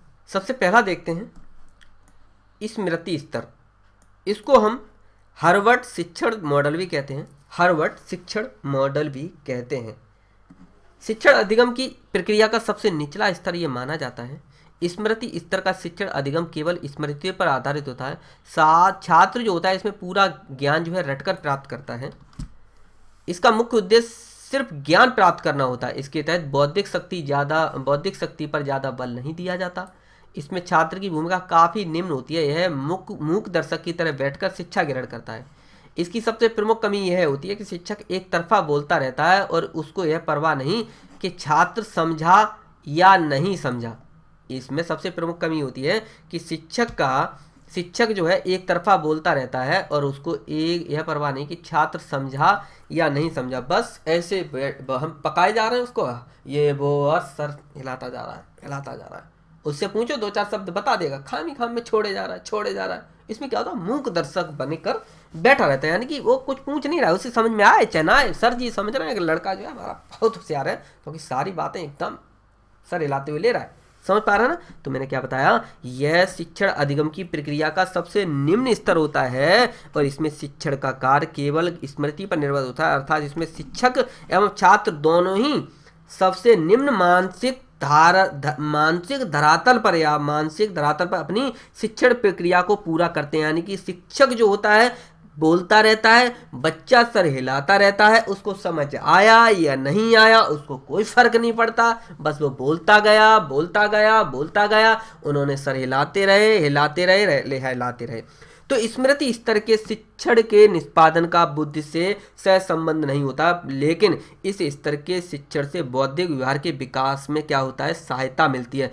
इस स्तर के शिक्षण अधिगम का उद्देश्य दी गई विषय सामग्रियों को रट लेना होता है। इसमें छात्र बिना सोचे समझे विषय सामग्री को एकदम रट्टू तोते की तरह रट लेता है। यहाँ बौद्धिकता का स्तर काफ़ी क्या होता है, निम्न होता है, इसलिए इस स्तर पर उच्च स्तरीय पाठ्य सामग्रियों का उपयोग नहीं किया जाता। साथ ही यह स्तर अन्य विचारवान स्तरों के आधारशिला प्रदान भी करता है। स्मृति स्तर के शिक्षण में संकेत अधिगम, श्रृंखला अधिगम तथा अनुक्रिया पर महत्व दिया जाता है। प्रश्नोत्तर विधि इसमें कोई महत्व नहीं रखती। स्मृति स्तर के प्रारूप को और अधिक स्पष्ट करने के लिए स्मृति मॉडल के प्रारूप का भी क्या किया गया है, वर्णन किया गया था। ठीक है, तो यहाँ पर हम देख लेते हैं सबसे निचले स्तर पर जो आ जाता है वो है मेमोरी लेवल लीस्ट थॉटफुल। ठीक है, यहाँ ठीक है, सबसे निचले स्तर पर इस स्तर को क्या कहा जाता है, हार्वर्ड शिक्षा मॉडल, हार्वर्ड टीचिंग मॉडल भी इसको कहा जाता है। स्मृति स्तर के शिक्षण का मॉडल की अगर बात करें तो हार्वर्ड नामक जो व्यक्ति थे उन्होंने इसको 4 भागों में बांटा था। 4 पक्ष इसके रखे थे। पहला जो था उद्देश्य इसका, यानी कि एम क्या है, संरचना कैसी होनी चाहिए, तीसरा जो है सामाजिक प्रणाली कैसी होनी चाहिए, चौथा जो है मूल्यांकन प्रणाली। पहले की अगर बात करें तो उद्देश्य की बात करें तो मानसिक पक्षों का इसमें क्या होता है, प्रशिक्षण होता है, प्रशिक्षण होता है। तथ्यों का ज्ञान प्रदान हो जाता है कि बोलते हैं, सर हिलाते हैं, याद कर लेता है तो कम से कम तथ्यों का ज्ञान प्रदान हो जाता है, यानी कि ज्ञान उसे प्राप्त हो जाता है। सीखे हुए तथ्यों का प्रत्यास्मरण रखना होता है, यानी कि उसी ने जो सीखा है तथ्य जो प्रमुख है उसको अच्छे से क्या हो गया, उसको याद हो गया। सीखे हुए ज्ञान का प्रत्यास्मरण करना तथा पुनः प्रस्तुत करना भी ये एक प्रमुख क्या हो जाता है, उद्देश्य हो जाता है। यानी कि जो हम आपको बोल रहे हैं वो अगर याद हो ही जाता है, भले ना समझे, हम आपसे पूछते हैं तो कम से कम बता तो पाएंगे, इस तरह से हो जाता है।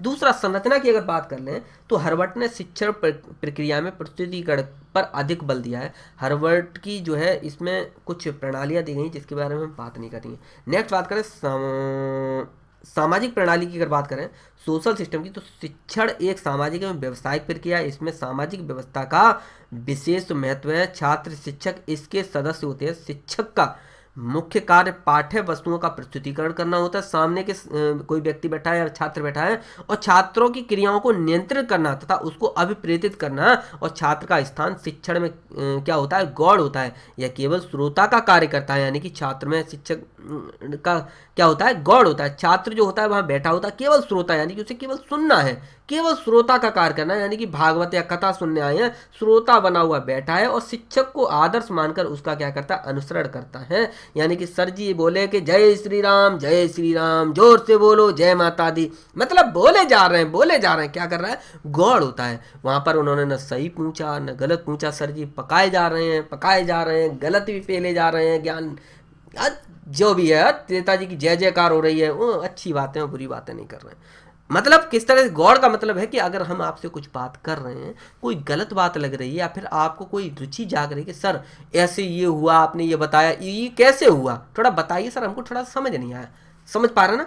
सामाजिक प्रणाली ये हो गई। मूल्यांकन की अगर बात करें, इसमें चौथे इसमें पक्ष की बात करें तो स्मृति स्तर के शिक्षण का मूल्यांकन मौखिक तथा लिखित परीक्षाओं द्वारा किया जाता है, और परीक्षा में रटने की या कहीं स्मरण करने की या याद करने की क्षमता पर भी अधिक बल दिया जाता है। इसके लिए वस्तुनिष्ठ परीक्षा में प्रत्यास्मरण होने वाले पदों एवं अन्य संबंधित पदों आदि का क्या किया जाता है, प्रयोग किया जाता है। ठीक है, समझ गए ना। तो ये क्या है, एक कुछ प्रमुख इसके पक्ष हैं, तो ये इन्होंने बताए थे कि इस तरह से ये कार्य करते हैं। नेक्स्ट बात करते हैं, समझ या बोध का स्तर देख लेते हैं। दूसरा, इसको मॉरिसन शिक्षण मॉडल, मॉरिसन शिक्षण मॉडल भी कहते हैं, यानी कि मॉरिसन मॉडल ऑफ अंडरस्टैंडिंग। ठीक है, अंडरस्टैंडिंग लेवल या मॉरिसन टीचिंग मॉडल भी इसको कह देते हैं। समझ पा रहे ना, यह समझ या बोध का स्तर। शिक्षण का अधिगम, अधिगम का सीधा सा मतलब होता है सीखना, ग्रहण करना, आगे की ओर बढ़ना। तो शिक्षण अधिगम का यह स्तर स्मृति स्तर में थोड़ा सा क्या होता है, ऊंचा होता है। यानी कि जो मेमोरी लेवल होता है या कहें समझ वाला जो स्तर होता है, वो क्या बोलते हैं, जो स्मरण वाला होता है, वो थोड़ा स्मृति स्तर वाला जो होता है उससे क्या होता है, थोड़ा सा ऊंचा होता है। ठीक है, यानी कि बीच में आ जाता है, यहाँ पर आपको देखने को मिल जाएगा। ठीक, सबसे निम्न स्तर पर मेमोरी लेवल होता है, सबसे गिरा हुआ स्तर इसका माना जाता है। दूसरा मैंने बताया अंडरस्टैंडिंग लेवल, शिक्षण अधिगम का यह स्तर स्मृति स्तर से थोड़ा ऊंचा होता है और इस स्तर पर पाठ्य सामग्री को रटने के बजाय ज्ञान को अच्छी तरह से समझने का प्रयास किया जाता है। इस स्तर को शिक्षण में छात्रों के मानसिक शक्तियों के विकास अवसर, ठीक है, स्मृति स्तर से अधिक होता है। अतः इस पर क्या किया जाता है, छात्रों को इस प्रकार का ज्ञान प्रदान किया जाता है या उन्हें इस तरह का ज्ञान दिया जाता है जिसका क्या हो, व्यवहारिक जीवन में उपयोग भी हो। इस स्तर पर छात्रों को किसी नियम व सिद्धांत की जानकारी देने के साथ उसका व्यवहारिक उपयोग को भी बताना क्या है, बताया जाता है। इस प्रकार यह स्तर केवल ज्ञान पर बल न देकर उसके पूर्ण बोध पर बल देता है, जिससे छात्र जो भी ज्ञान प्राप्त करता है, जो कुछ भी वो जानता है, उसे समझ सके तथा उसका व्यवहारिक जीवन में जो भी, जब वो बड़ा हो तो जॉब के लिए अगर जरूरत है तो वो व्यवहारिक जीवन में भी उसका क्या कर सके, उसका इस्तेमाल कर सके। तो बोध स्तर की अगर बात की जाए तो बोध स्तर के शिक्षण के लिए है जरूरी है कि इसमें पूरी तरह से स्मृति स्तर पर शिक्षण हो चुका हो, यानी कि पूरी तरह से स्मृति स्तर पर क्या हो, शिक्षण हो चुका है, यानी कि उसको याद बहुत अच्छे से हो चुका है। अब इसके बिना बोध स्तर शिक्षण क्या नहीं हो सकता, सफल नहीं हो सकता, क्योंकि अगर आपको याद ही नहीं रहता है, मैं आप बोले जा रहा हूँ, क्योंकि क्या है कि स्मृति स्तर थोड़ा सा पूरी तरह से विकास हो चुका हो, पूरी तरह से विकास हो चुका हो इस स्मृति स्तर का, तभी ये जो बोध स्तर ये काम करें। क्योंकि हम आपको बोल रहे हैं, आपको याद ही नहीं है तो वो किसी काम का नहीं है।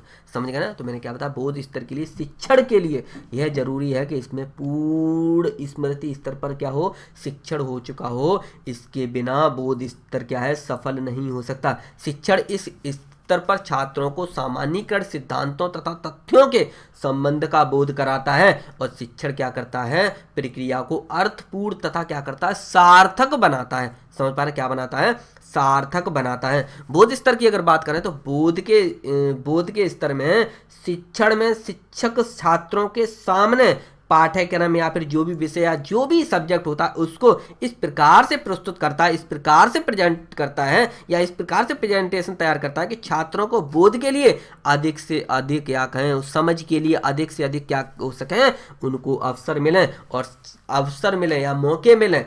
ठीक है, और छात्रों में आवश्यक क्या कहें, जरूरी सूझबूझ क्या हो, पैदा हो, उत्पन्न हो। इस प्रकार के शिक्षण में शिक्षक और छात्र दोनों क्या होते हैं, काफी सक्रिय होते हैं। फिर से बता दूं, मैंने क्या बताया, समझ या बोध का स्तर को हम क्या कहते हैं, बोध का मतलब बोर्ड का नहीं बोल रहा हूं, बोध मतलब अंडरस्टैंडिंग। तो समझ या बोध का स्तर, इसको हम अंडरस्टैंडिंग लेवल ऑफ मॉरिसन्स भी कहते हैं, मॉरिसन्स मॉडल ऑफ अंडरस्टैंडिंग भी इसको कहा जाता है। बौद्ध स्तर में रटने के बजाय ज्ञान को अच्छी तरह समझने पर बल दिया जाता है। इसका मुख्य उद्देश्य छात्रों में नियमों, सिद्धांतों आदि को पूरी तरह समझ को विकसित करना होता है। इसमें अध्यापक की भूमिका महत्वपूर्ण होती है, स्मृति स्तर की तरह स्वतंत्र नहीं होती। छात्र की भूमिका की अगर बात करें तो इस स्तर के शिक्षण अधिगम में छात्र को सक्रिय बनाने पर बल दिया जाता है। यह केवल रटकर ज्ञान प्राप्त नहीं करेगा बल्कि समझ बूझकर और समाज को विकसित भी करेगा और अपने आप को क्या बनाएगा, व्यवहारिक भी बनाएगा। इसमें शैक्षिक संसाधनों द्वारा सहायक सामग्रियों तथा अन्य तकनीकियों का भी इस्तेमाल या प्रयोग किया जाता है। ठीक है, चलिए विचारात्मक स्तर या रिफ्लेक्टिव लेवल के बारे में बात करते हैं। ये बहुत अच्छा माना जाता है।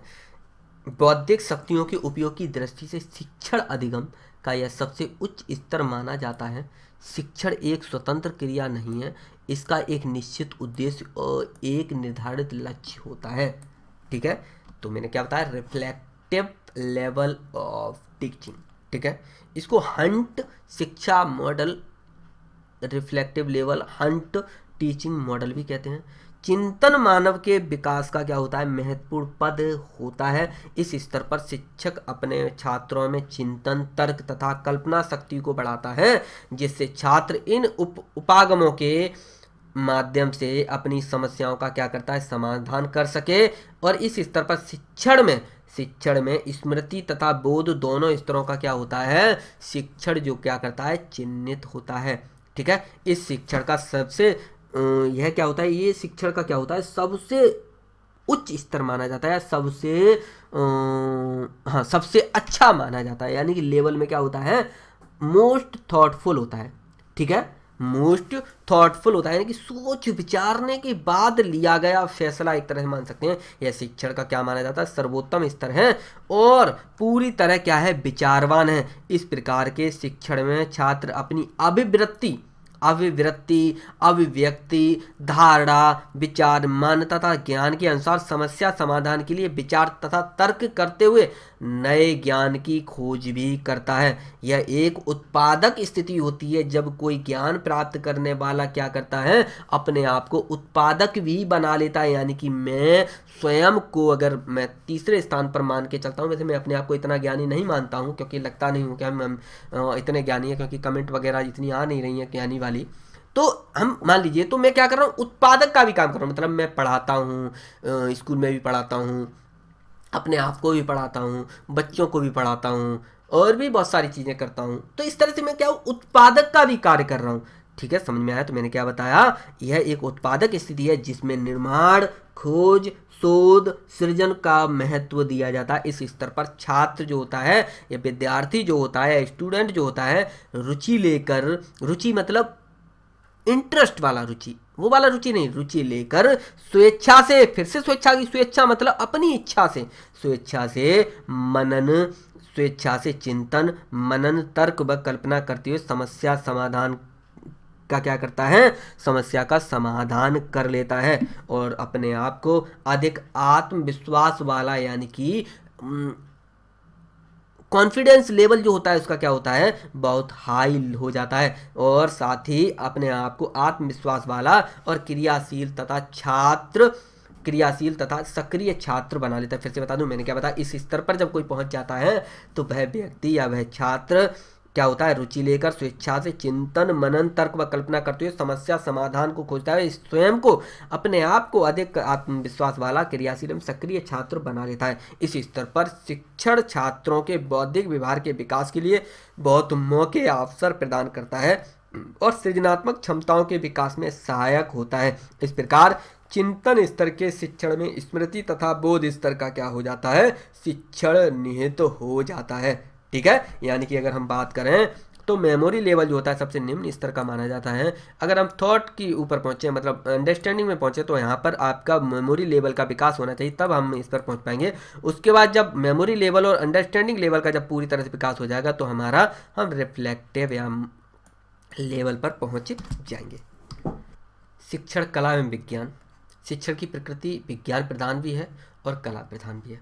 व्यक्तिगत भिन्नताओं का अर्थ क्या होता है?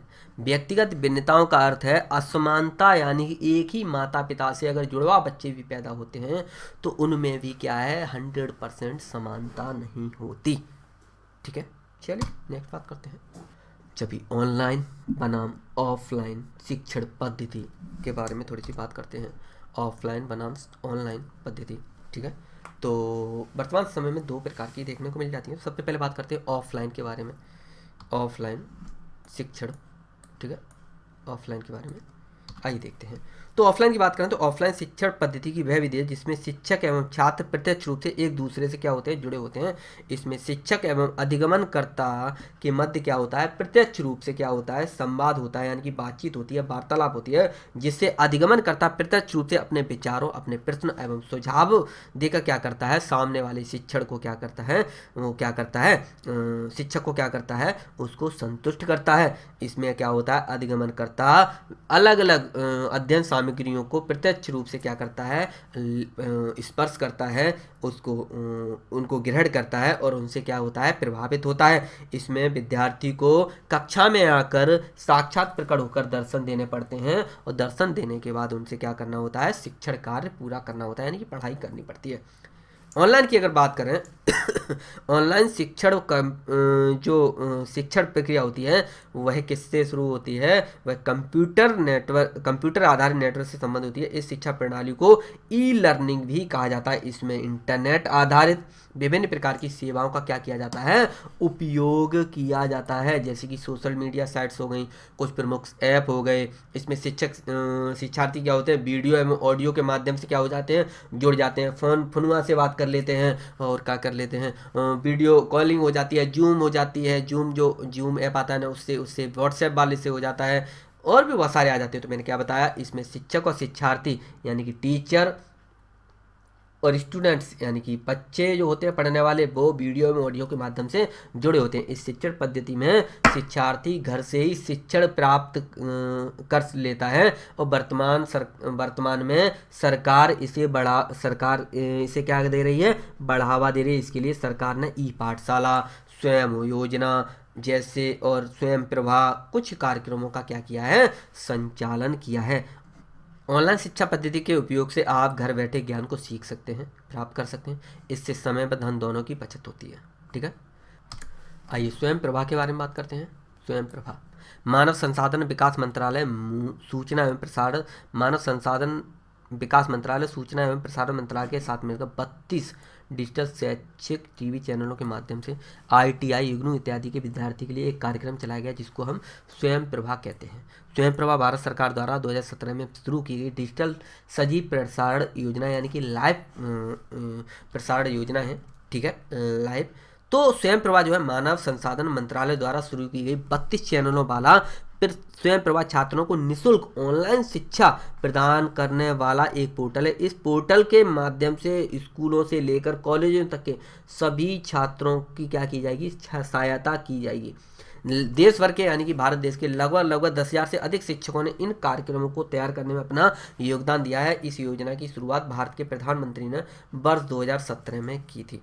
चलिए ऑनलाइन तथा ऑफलाइन शिक्षा पद्धति में या ऑनलाइन पद्धति में थोड़ा सा अंतर देख लेते हैं, दोनों में क्या क्या अंतर होते हैं।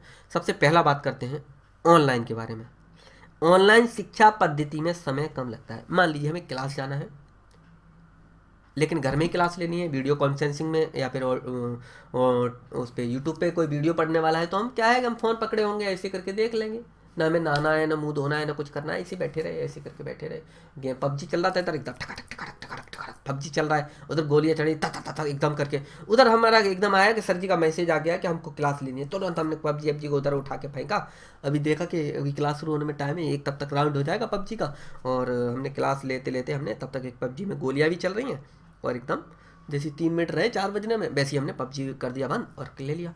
अगर हम ऑफलाइन जा रहे होते तो क्या होता, हमें पबजी जो है 1.5 घंटे पहले ही बंद करना पड़ता। हम क्लास के लिए नहाते धोते तैयार होते एकदम सेविंग एविंग कर करा के और ड्यू वगैरह डाल के जाना पड़ेगा भाई, हीरो बन के निकलेंगे। घर में तो ऐसे पड़े रहो ना, तो समझ रहे ना, समय कम लगता है किसमें, ऑनलाइन पद्धति में, और ऑफलाइन में समय जो है अधिक लगता है। दूसरा, ऑनलाइन शिक्षण पद्धति में संसाधनों की आवश्यकता अधिक पड़ती है। अब ऑनलाइन शिक्षण पद्धति में कैसे, मान लीजिए हमको लैपटॉप चाहिए, 50,000 30,000 20,000 का लैपटॉप शुरुआत होता है। ऑनलाइन में ये करना पड़ेगा, नेट की ज़रूरत पड़ेगी, वीडियो कैमरे की ज़रूरत पड़ेगी, ठीक है, और भी बहुत सारी चीज़ें हो जाएंगी, समझ पा रहे ना। तो इसमें संसाधनों की आवश्यकता अधिक पड़ती है। ऑफलाइन शिक्षण पद्धति में क्या है, संसाधनों की आवश्यकता थोड़ी कम पड़ती है। फीस दी टीचर को, गए, आना जाना थोड़ा सा हुआ, बस नॉर्मल हो गया। ऑनलाइन शिक्षण पद्धति को कहीं भी प्राप्त किया जा सकता है। आप टॉयलेट में बैठे हुए हैं, सर जी का मैसेज आया, हम सुबह सुबह फ्रेश हो ही रहे थे, पेट जो है गड़बड़ कर रहा था, पेट सपा, टैबलेट हमने खाई नहीं तो हमें बैठना था वहाँ पे टाइम, फ़ोन आया कि सर जी क्लास लेंगे। हमने लाइट में ही एकदम ऐसे फोनवा को खोला, और खोलने के बाद सर जी का लेक्चर ले रहे हैं, आनंद भी आ रहा है हमको, और टॉयलेट में ही बैठे हैं। एकदम क्लास वगैरह हुआ, बहुत देर से उतर नहीं रही थी, हमने एक बीड़ी भी जलाई, नहीं बात बनी, तो हमने कुछ नहीं किया, फ़ोन को जो है उधर लगा के ऐसे वही रख लिया नीचे। आनंद ले रहे हैं, क्लास भी चल रही है और दूसरी क्लास भी हो रही है। समझ पा रहे हैं? यानी कि ऑनलाइन शिक्षण पद्धति में ज्ञान की क्या कर सकते हैं, कहीं पर भी ले सकते हैं। ऑफलाइन शिक्षण पद्धति को कहीं भी प्राप्त नहीं किया जा सकता, बल्कि किसी विशेष स्थान पर यानी कि कोपचे वगैरह में जाना ही पड़ेगा। ऑनलाइन शिक्षण पद्धति में ज्ञान की विविधता अधिक होती है, ऑफलाइन शिक्षण पद्धति में ज्ञान की विविधता कम होती है। अथाह सागर है ऑनलाइन में। हमने गूगल बाबा को फ़ोन किया, जय हो बाबा की, उन्होंने कुछ पूछा, हमने तुरंत सर्च कर दिया। अब हमको कुछ आ नहीं रहा, हमने सर जी को फ़ोन लगाया, सर जी जो थे बीवी से बातें कर रहे थे, बात करते करते ज़्यादा प्रेम बढ़ा तो एकदम फ़ोन स्विच ऑफ करके, और अपना प्रेम जो चल रहा है, इधर हमने सर जी को फ़ोन कर रहे हैं, सर जी एक क्वेश्चन करना है, उधर सर जी का फ़ोन स्विच ऑफ है, तो कहाँ विविधता हो गई भैया। सर जी आनंद ले रहे हैं हमारे, भैया गृहस्थ जीवन सबका होता है ना। सर जी ने फ़ोन ऑन किया, देखा कि किसी ने हमको याद किया था, क्योंकि वो मिस कॉल अलर्ट वाला चला जाता है। उसके बाद सर ने फ़ोन किया कि हाँ बेटा फ़ोन किया था आपने, क्या सर फ़ोन किया था, किसके लिए, अरे हमको कुछ जानना था, हाँ बताइए, कि क्वेश्चन जानना था। अब सर जी कह रहे कि यार इसका तो थोड़ा आंसर थोड़ा लंबा हो गया, ऐसा करिए कल आप क्लास में आइए, हम आपकी कल लेते हैं क्लास, तब हम आपको स्पेशल वाली क्लास देंगे, तब हम आपको देंगे। समझना बात को, इसमें विविधता थोड़ी कम हो गई। ऑनलाइन शिक्षण पद्धति में स्वयं स्वयं प्रभा मूक्स शिक्षण पद्धतियों का कुछ प्रमुख स्थान दिया गया है। वहीं ऑफलाइन शिक्षण पद्धति में किताबें, पत्रिकाएं, समाचार पत्र आज कुछ प्रमुख स्थान लेते हैं। ठीक है, क्या है ये मैं फिर से बता दूं, मैंने क्या बताया। ऑनलाइन में क्या लेते हैं, ऑनलाइन में आपका मूक्स हो गया, हाँ मूक्स हो गया, स्वयं हो गया, स्वयं प्रभा, इनके बारे में हम आगे बात करेंगे। नेक्स्ट बात करते हैं ऑफलाइन के बारे में। इसमें केवल किताबें हो जाती हैं, पत्रिकाएं हो जाती हैं, समाचार पत्र हो जाते हैं। ठीक है, ऑनलाइन की अगर हम बात करें ऑनलाइन के बारे में, तो ऑनलाइन शिक्षण पद्धति में छात्रों के मध्य न केवल सृजनशीलता को बढ़ावा मिलता है, बल्कि ज्ञान की विविधता एवं समग्रता में विस्तार होता है। ऑफलाइन में इस तरह का नहीं होता है। ठीक है, ठीक है, चलिए समझते हैं। तो वर्तमान समय में ऑनलाइन शिक्षा प्रणाली, जिसमें कक्षा, कार्यक्रम, कोचिंग, ट्यूशन, सेमिनार इत्यादि शामिल होते हैं। प्रमुख स्रोत देखें तो पुस्तक, पत्र पत्रिकाएं और समाचार पत्र। सेमिनार का मतलब क्या होता है, तो शिक्षण की इस पद्धति में बहुत सारे विद्यार्थी शिक्षक भाग लेते हैं, यानी मतलब क्लासेस वगैरह लगती हैं भाई। वर्तमान में ऑनलाइन शिक्षा प्रणाली के माध्यम से इंटरनेट पर आधारित विभिन्न प्रकार की सेवाएं शामिल की जाती हैं, जिसमें आपका हो जाता है internet, email, WhatsApp, SMS, app, स्वयं प्रभा और मूक्स। स्वयं प्रभा के थोड़े से उद्देश्य देख लेते हैं, उद्देश्य क्या क्या है स्वयं प्रभा के। तो इस योजना का मुख्य उद्देश्य आर्थिक रूप से कमजोर वर्ग के छात्रों और पिछड़े वर्ग के समाज में शामिल छात्रों को अच्छी शिक्षा प्रदान कराना है। स्वयं प्रभा की सहायता से छात्र जो है बिना खर्च के डर से अच्छी शिक्षा प्राप्त कर सकेगा। ऐसे में यह पद्धति 9 से लेकर 12 तक के बच्चों के लिए लाभकारी भी होगी। इस योजना की सहायता से देश के दूर दराज के वे बच्चे लाभान्वित होंगे जिन्हें संसाधनों के कमी के कारण शिक्षा से क्या कर दिया गया, वांछित या कहें उन्हें छोड़ दिया जाता है या छोड़ना पड़ता है। साथ ही प्रतियोगी परीक्षाओं के लिए यह पद्धति बहुत अधिक क्या होगी, पद्धति जो है क्या होगी, बहुत अधिक सहायता भी करेगी, जिसमें 11वीं और 12वीं कक्षा तक के छात्र भी शामिल किए जाते हैं। इस योजना का मुख्य उद्देश्य जो है अच्छे शिक्षकों द्वारा छात्रों को शिक्षा उपलब्ध कराना, ताकि धन की कमी के कारण जो बच्चे हैं वो पढ़ाई नहीं कर पाते हैं, उन्हें अच्छे से पढ़ाई कराई जा सके। समाज के कुछ छात्र ऐसे भी हैं जो तकनीकी शिक्षा के कमी के कारण पूरी तरह से क्या होते हैं, पढ़ाई नहीं कर पाते हैं। अतः स्वयं प्रभा के माध्यम से उसकी क्या की जाएगी, उन समस्याओं को भी पूरी तरह से दूर कर दिया जाएगा। स्वयं प्रभा की विशेषताओं की अगर बात की जाए तो इस योजना के अंतर्गत कला हो गया, विज्ञान हो गया, गणित हो गया, कला प्रदर्शन हो गया, सामाजिक विज्ञान हो गया, मानविकी के विषयों हो गए, इंजीनियरिंग, प्रौद्योगिकी, कानून, चिकित्सा, कृषि आदि के कुछ सब्जेक्ट या पाठ्यक्रम सिलेबस आधारित कुछ यहाँ पर सामग्री जो है उपलब्ध कराई जाती है। इसके अलावा शुरू में कार्यक्रम अंग्रेजी भाषा में दिखाए जाते थे, लेकिन आने वाले समय में इनको हिंदी में कर दिया जाएगा या फिर होने वाला होगा। ठीक है, नेक्स्ट बात करते हैं Swayam study waves of active learning for young aspiring mind. ठीक है, फिर से बता दूं, study wave for active learning for young aspiring mind. String, ठीक है। स्वयं का विस्तार, ठीक, ये विस्तार रूप है, यानी कि कहाँ गया, हाँ, SWA, ठीक है, बाई, कहाँ गया, AM, ठीक। हिंदी में इसका मतलब होता है, अगर इसको हम कन्वर्ट करें हिंदी में, कहाँ गए रे, हाँ, हिंदी में इसको कन्वर्ट करें, study webs of active learning for young string mind. इसको हिंदी में अगर पता करें, इसका मतलब होगा युवा आकांक्षी मन के लिए सक्रिय अधिगम का वेब अध्ययन, ठीक है। इसका मतलब ये है कि एक ऐसा निःशुल्क ऑनलाइन पोर्टल है जो सभी, वर्तमान में सभी जो युवा हैं उनकी अधिगम आकांक्षाओं को इंटरनेट के माध्यम से क्या किया जाएगा, उनको पूरा किया जाएगा। तो स्वयं की एक दो विशेषताएं भी देख लेते हैं स्वयं के बारे में। अगर विशेषताओं के बारे में, इसके अंतर्गत देश में कोई भी व्यक्ति पंजीकृत कराकर शिक्षा ग्रहण कर सकता है। यदि कोई छात्र स्वयं की पहल के माध्यम से प्रमाणीकरण चाहता है या भी सर्टिफिकेट वगैरह चाहता है तो उसे मामूली शुल्क देकर वो अपना सर्टिफिकेट वगैरह बनवा सकता है, ठीक है। चलिए, तो स्वयं एक डिजिटल डिवाइस है जिसके द्वारा भारत की नवीन शिक्षा नीति के अनुसार डिजिटल डिवाइस की समस्या को दूर करने के लिए स्वदेशी विकसित IIT मंच, जिसमें स्वयं कहा गया है। आज के सूचना संचार के इस युग में हमारी शैक्षिक व्यवस्था को सूचना एवं संचार प्रौद्योगिकी ने काफ़ी प्रभावित किया है। इस डिवाइस में ऑडियो, वीडियो, मल्टीमीडिया जैसे नवीन संसाधनों का उपयोग किया गया है। वर्ष 2019 में वर्ष 2019 में स्वयं के अंतर्गत कौशल विकास कार्यक्रम को भी जोड़ दिया गया है, ठीक है। यहाँ पर दिया गया है लर्निंग इंडिया, ठीक है, स्वयं जो है स्वयं Prabha, TTI product for the education. चलिए नेक्स्ट बात करते हैं मूक्स, ठीक है, मूक्स। इसका विस्तार रूप की अगर बात की जाए तो मैसिव ओपन ऑनलाइन कोर्सेज, ठीक है, फिर से बता दूं, मैसिव ऑनलाइन ओपन कोर्सेज। ये विश्वविद्यालय, कौन सा, ये जो मूक्स जो है विश्वविद्यालय स्तर के लिए ऐसे ऑनलाइन पाठ्यक्रम हैं जो सामान्य लोगों के लिए खुले हुए हैं। इसके माध्यम से लोगों के लिए अपने लिए विशेष विषय पर लोगों से अंतर्राष्ट्रीय स्तर तक पर ही जुड़ने का मौका मिलेगा। साथ ही एक दूसरे से क्या कर सकेंगे, बातचीत या टिप्पणियों और तर्क वितर्क के माध्यम से जुड़ाव भी बना रहेगा। यानी कि मूक लैंड में कोई भौगोलिक सीमा नहीं होगी। ये जो मूक लैंड बनाया गया है इसमें 1 लाख से भी अधिक जो है स्टूडेंट्स हैं। कोई भी कहीं पर भी जा सकता है, कोई भी कहीं पर भी रजिस्टर करा सकता है, मतलब ऑनलाइन की बात कर रहा हूँ मैं।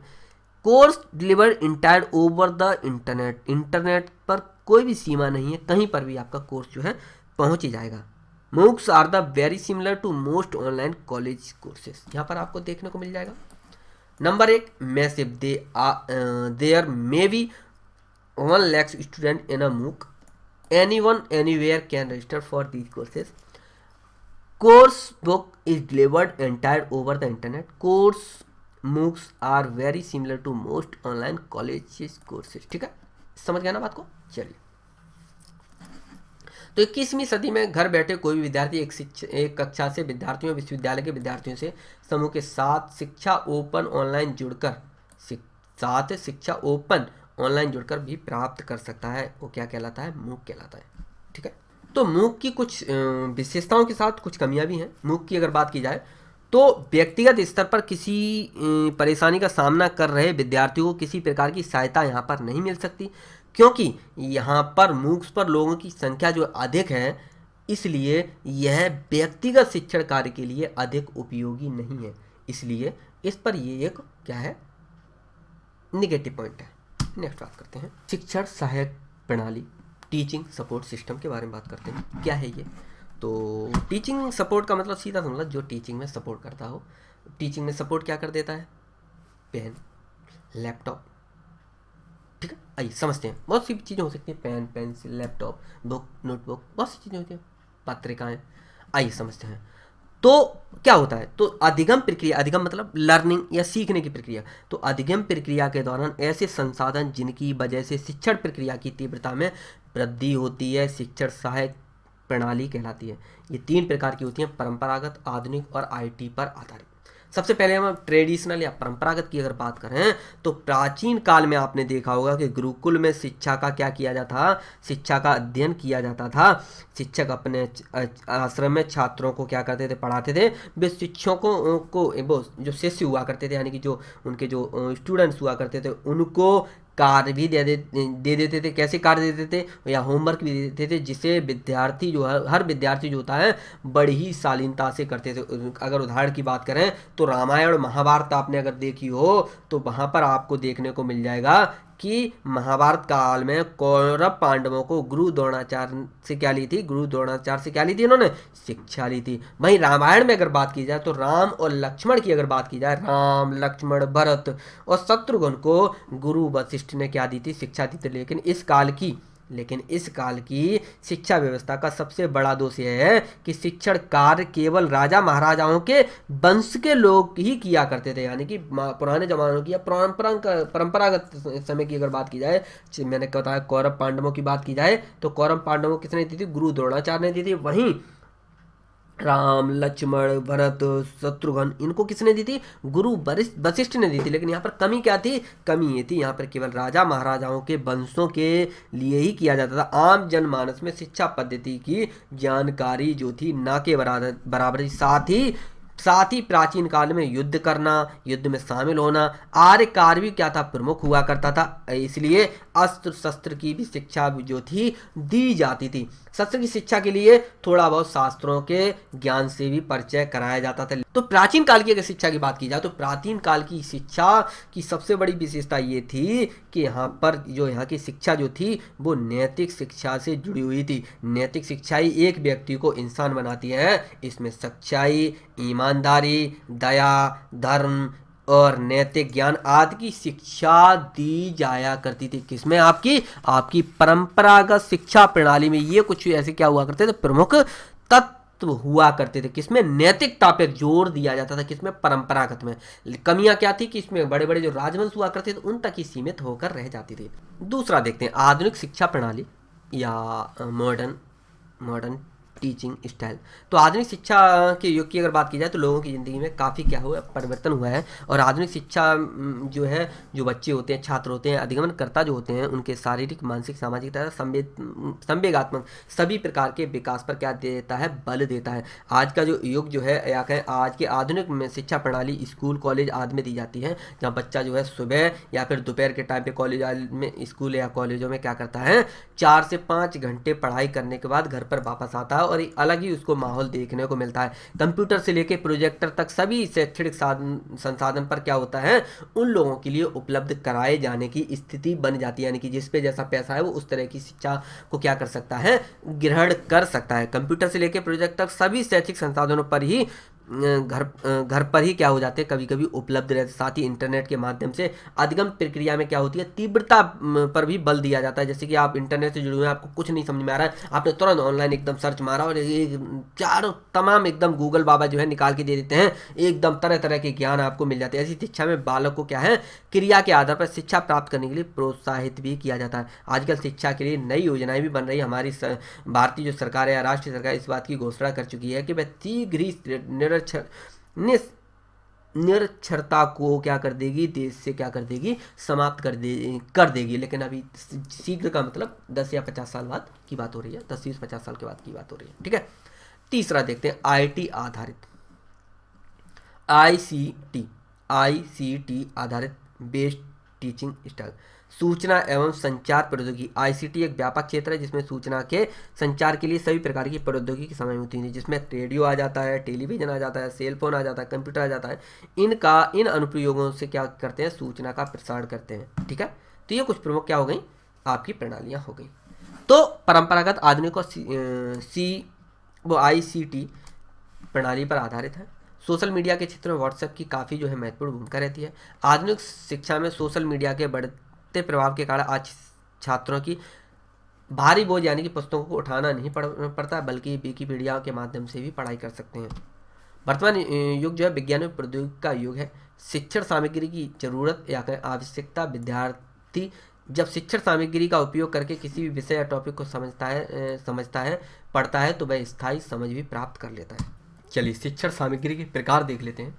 शिक्षण सामग्री के प्रकार प्रमुख रूप से 3 भागों में इसको बांटा जा सकता है। दृश्य सामग्री, श्रव्य सामग्री, दृश्य और श्रव्य सामग्री। ठीक है, दृश्य सामग्री, इस सामग्री के अंतर्गत वह प्रमुख शिक्षण सामग्री आती हैं जिसको हम आंखों से देख सकते हैं। दृश्य सामग्री कहलाती हैं, जैसे पुस्तकें हो गई, समाचार पत्र हो गई, पत्रिकाएं हो गई, चित्र हो गए, चित्र प्रोजेक्टर हो गए, फ्लैश हो गए, फ्लैश कार्ड हो गए, चार्ट हो गए, तालिकाएं होंगी, बुलेटिन बोर्ड में मानचित्र और श्यामपट्ट यानी कि जो ब्लैक बोर्ड होता है। तो आप देखेंगे पुस्तकें जो होती हैं हम स्वयं पढ़ते हैं, ऐसे करके देखते हैं, दृश्य हो रहा है ना, हम वो बोल तो रही नहीं है, आवाज़ तो सुनाई नहीं पड़ रही है।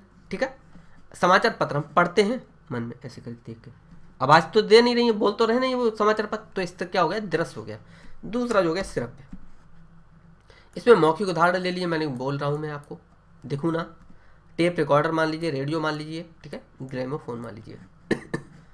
ठीक है, चलिए नेक्स्ट देखते हैं दृश्य एवं श्रव्य। ये जो दोनों दिख रहा हो, दिख भी रहा हो, बोल भी रहा हो, मैं दृश्य भी हूँ और बोल भी रहा हूँ। ऐसे शिक्षण सामग्री जिनका उपयोग हम आँखों व कानों दोनों से करते हैं, जैसे कि फिल्म हो गई, प्रोजेक्टर हो गया, टेलीविज़न हो गया, फिल्म पट्टियाँ हो गई, छोटे शिक्षा वीडियोज़ की टेली कॉन्फ्रेंसिंग हो गई। ठीक है, और मैं जो बोल रहा हूँ वो भी इसी में आ जाएगा। ठीक है, यहाँ पर मैंने उदाहरण लिख दिया, computer, tape recorder, TV, globe, मानचित्र, रेडियो, फलाना टिमका। चलिए आगे बढ़ते हैं। टेलीविज़न का आविष्कार किसके द्वारा किया गया था, तो J.L. बियर्ड ने 1926 में। अनुभव शंकु मॉडल किसके द्वारा दिया गया, तो अमेरिकी शिक्षाविद एडगर डेल 1960 में दिया गया था। कोठारी आयु का संबंध किससे है, शिक्षा से।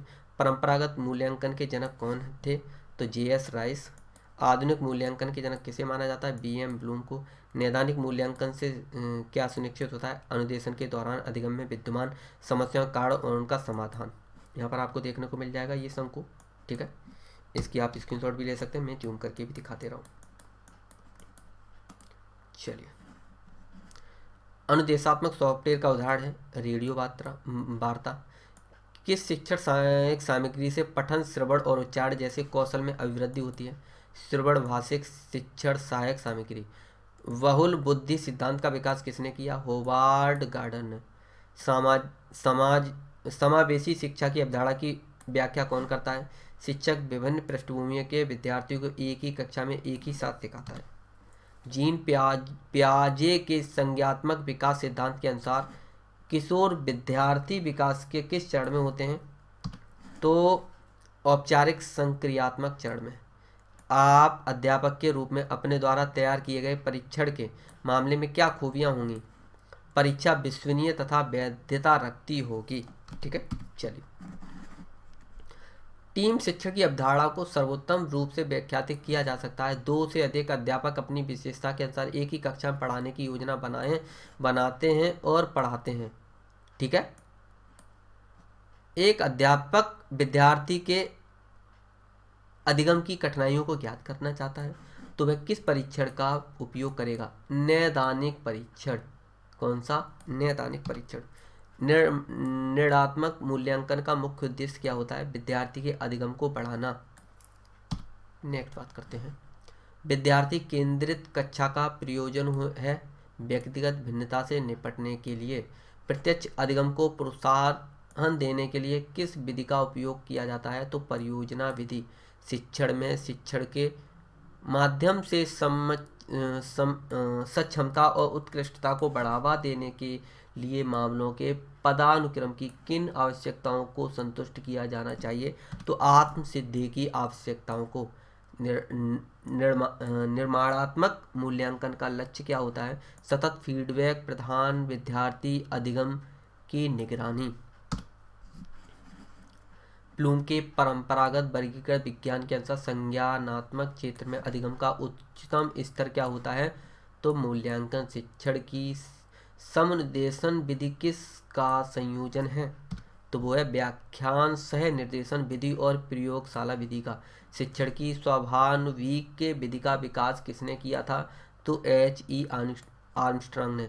कि शिक्षक सहायक सामग्री कतिपय कौशल जैसे पठन, श्रवण और उच्चारण इत्यादि पर आधारित होती है, ऐसी शिक्षण सहायक सामग्री का क्या कहलाती है, कौशल आधारित शिक्षण सामग्री। स्मार्ट कक्षा सुविधा का उपयोग किस पर निर्भर करता है? तो कंप्यूटर साक्षरता पर। अध्येता की कौन सी विशेषता उसके अधिगम की दक्षता को प्रभावित नहीं करती? तो लिंग जो है उसको प्रभावित नहीं करती। लिंग का मतलब वो लिंग नहीं बोल रहा हूँ, मैं बोल रहा हूँ लिंग का मतलब स्त्री लिंग या फिर पुल्लिंग, यानी कि मेल फीमेल उसकी दक्षता को, यानी कि लड़की है तो भी उतना ही सीख सकती है और लड़का है तो भी सीख सकते हैं। किस शिक्षण विधि में विद्यार्थी की भागीदारी को इष्टतम तथा पहलकारी बनाया जाता है? तो परियोजना विधि के द्वारा। शिक्षण प्रभावकारिता को प्रभावित करने वाला एक सर्वाधिक प्रभावशाली कारक किससे संबंधित है? तो शैक्षणिक व्यवस्था से। शिक्षा मनुष्य में सबसे पहले से विराजमान पूर्णता का आविर्भाव है। यह कथन किसका? स्वामी विवेकानंद का। छात्रों की अधिकतम प्रतिभागिता किसमें संभव है? तो परिचर्चा विधि द्वारा। मूल्य शिक्षा का उद्देश्य किस पर केंद्रित कर अच्छी तरह पूरा किया जा सकता है? तो मानवीय मूल्यों के प्रति संवेदना से। शिक्षण अधिकतम सहायक उपकरणों की उपयोगिता के औचित्य का क्या आधार है? विद्यार्थी के अधिगम परिणाम को इष्टतम करना। ज्ञान संबंधी योग्यता का उच्चतम स्तर क्या है? मूल्यांकन करना। एक अच्छा शिक्षक कैसा होना चाहिए? विद्यार्थी को सिखाने के लिए अभिप्रेरित करता हो। शिक्षण के दौरान विद्यार्थी को अधिकतम सहभागिता किसके द्वारा संभव है? तो निदर्शन पद्धति द्वारा।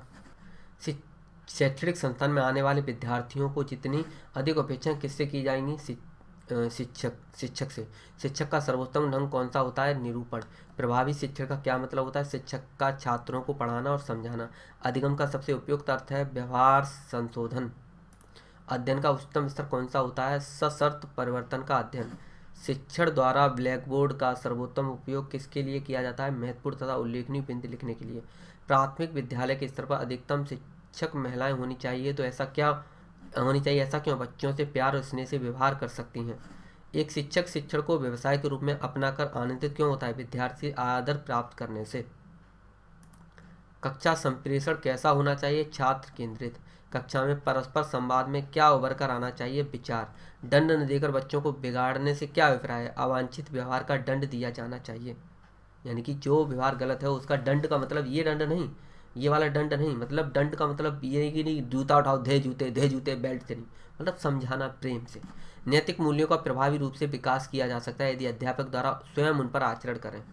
एक अध्यापक के लिए कौन सा गुण सर्वाधिक अनिवार्य होता है? उसमें धैर्य होना चाहिए, ठीक है, यानी कि पेशेंस। एक सफल अध्यापक वह होता है जिसमें यह गुण होना चाहिए: संवेदनशील और अनुशासन प्रिय। एक अध्यापक की सबसे महत्वपूर्ण विशेषता क्या होनी चाहिए? विषय का गूढ़ ज्ञान, ठीक है, अच्छी सी जानकारी होनी चाहिए। शिक्षक शिक्षण सामग्री का उपयोग क्यों करता है? विद्यार्थी की समझ की सीमा को बढ़ाने के लिए, ठीक है। विद्यार्थी अध्यापक में किस गुण को सबसे अधिक पसंद करता है? करुणा, यानी कि दया का। दया ये वाली दया भाभी नहीं, दया मतलब ये काइंडनेस वाला। शिक्षा का तात्पर्य गुणों का विकास करना। अगर कोई सामान्य विद्यार्थी कक्षा में अनियंत्रित व्यवहार करे तो आप शिक्षक होने के नाते उसके साथ क्या व्यवहार करेंगे? कक्षा के बाहर विद्यार्थी से बात करेंगे, यानी कि बदतमीजी कर रहा है क्लास में और कुछ गंदी हरकत कर रहा है तो हम उसके ये नहीं कि गए और धेलात करने लगे, उसको इशारा करेंगे, अभी नहीं समझ रहा है वो, सबके सामने भी नहीं डांटेंगे, एक बार उसे बाहर बुलाएंगे और समझाएंगे बेटा गंदी बात है, इसे नहीं करते हैं, समझ रहे ना, इस तरह से। किस प्रकार के शिक्षा का संबंध विद्यार्थी के चरित्र निर्माण में होता है? तो भावनात्मक शिक्षण। अध्यापक की असफलता का सबसे बड़ा कारण क्या हो सकता है? विषय के ऊपर पर्याप्त नियंत्रण न होना। अध्यापक की सबसे पर्याप्त नियंत्रण न होना। अध्यापक अपने छात्रों के साथ निम्नलिखित में किसके द्वारा सामंजस्य स्थापित कर सकता है? तो अपने ज्ञान और कौशल से छात्रों को प्रभावित करके। अधिगम सीखने का सर्वाधिक उपयुक्त उद्देश्य है व्यवहार का रूपांतरण। उच्च शिक्षा के स्तर पर शिक्षण का मुख्य उद्देश्य क्या होता है? निर्णय लेने की क्षमता का विकास करना। अध्ययन की कौन सी विधि अधिकतम ज्ञान के प्रयोग को प्रोत्साहित करती है? तो प्रयोगशाला विधि को। शिक्षण की गुणवत्ता किससे प्रदर्शित होती है? छात्रों द्वारा पूछे गए प्रश्न की गुणवत्ता से। शिक्षा का सिद्धांत का प्रयोग सर्वप्रथम किसने किया था? जेम्स ब्रूनर ने। ज्ञान की बढ़ोतरी करने के लिए मानव जाति द्वारा प्रयुक्त नवीनतम क्या रणनीति है? तो वैज्ञानिक चिंतन। विद्यार्थी के व्यवहार में परिवर्तन लाने के लिए दी जाने वाली शिक्षण प्रणाली क्रिया क्या कहलाती है? शिक्षण किसके द्वारा कहा गया था? क्लार्क। शिक्षण कला व विज्ञान दोनों है, किसके द्वारा कहा गया था? NL पेज के द्वारा। अधिगम को अभिप्रेरित करने वाली शिक्षण क्रिया शिक्षण कहलाती है, BO स्मिथ के द्वारा कहा गया था। शिक्षण के मुख्य रूप से 3 पक्ष होते हैं: विद्यार्थी, शिक्षक और पाठ्यक्रम इसके बारे में बता भी चुका था। ठीक है, तो ये हो गया आपका जो शिक्षण अभिवृत्ति था उसके बारे में, जो प्रमुख जानकारी थी उसके बारे में। तो साथियों, मुझे उम्मीद है आपको ये जो वीडियो है पसंद आया होगा। इसी तरह से सपोर्ट और प्यार हमें देते रहिए। और हम चाहते हैं कि आप अगर पीडीएफ वगैरह चाहते हैं तो नीचे लिंक में मैं दे दूंगा, पीडीएफ कमेंट बॉक्स में भी मैं आपको दे दूंगा, आप वहाँ से डाउनलोड कर सकते हैं। आप अगर सपोर्ट करेंगे तो मैं आगे हिम्मत मेरी बढ़ेगी और आप लोगों के लिए इस तरह से मैं वीडियो बनाता रहूँगा। तो उम्मीद करते हैं आपको ये पसंद आया होगा। छोटा सा प्रयास, अगली वीडियो मिलते हैं, तब तक के लिए नमस्कार, जय हिंद और वंदे मातरम।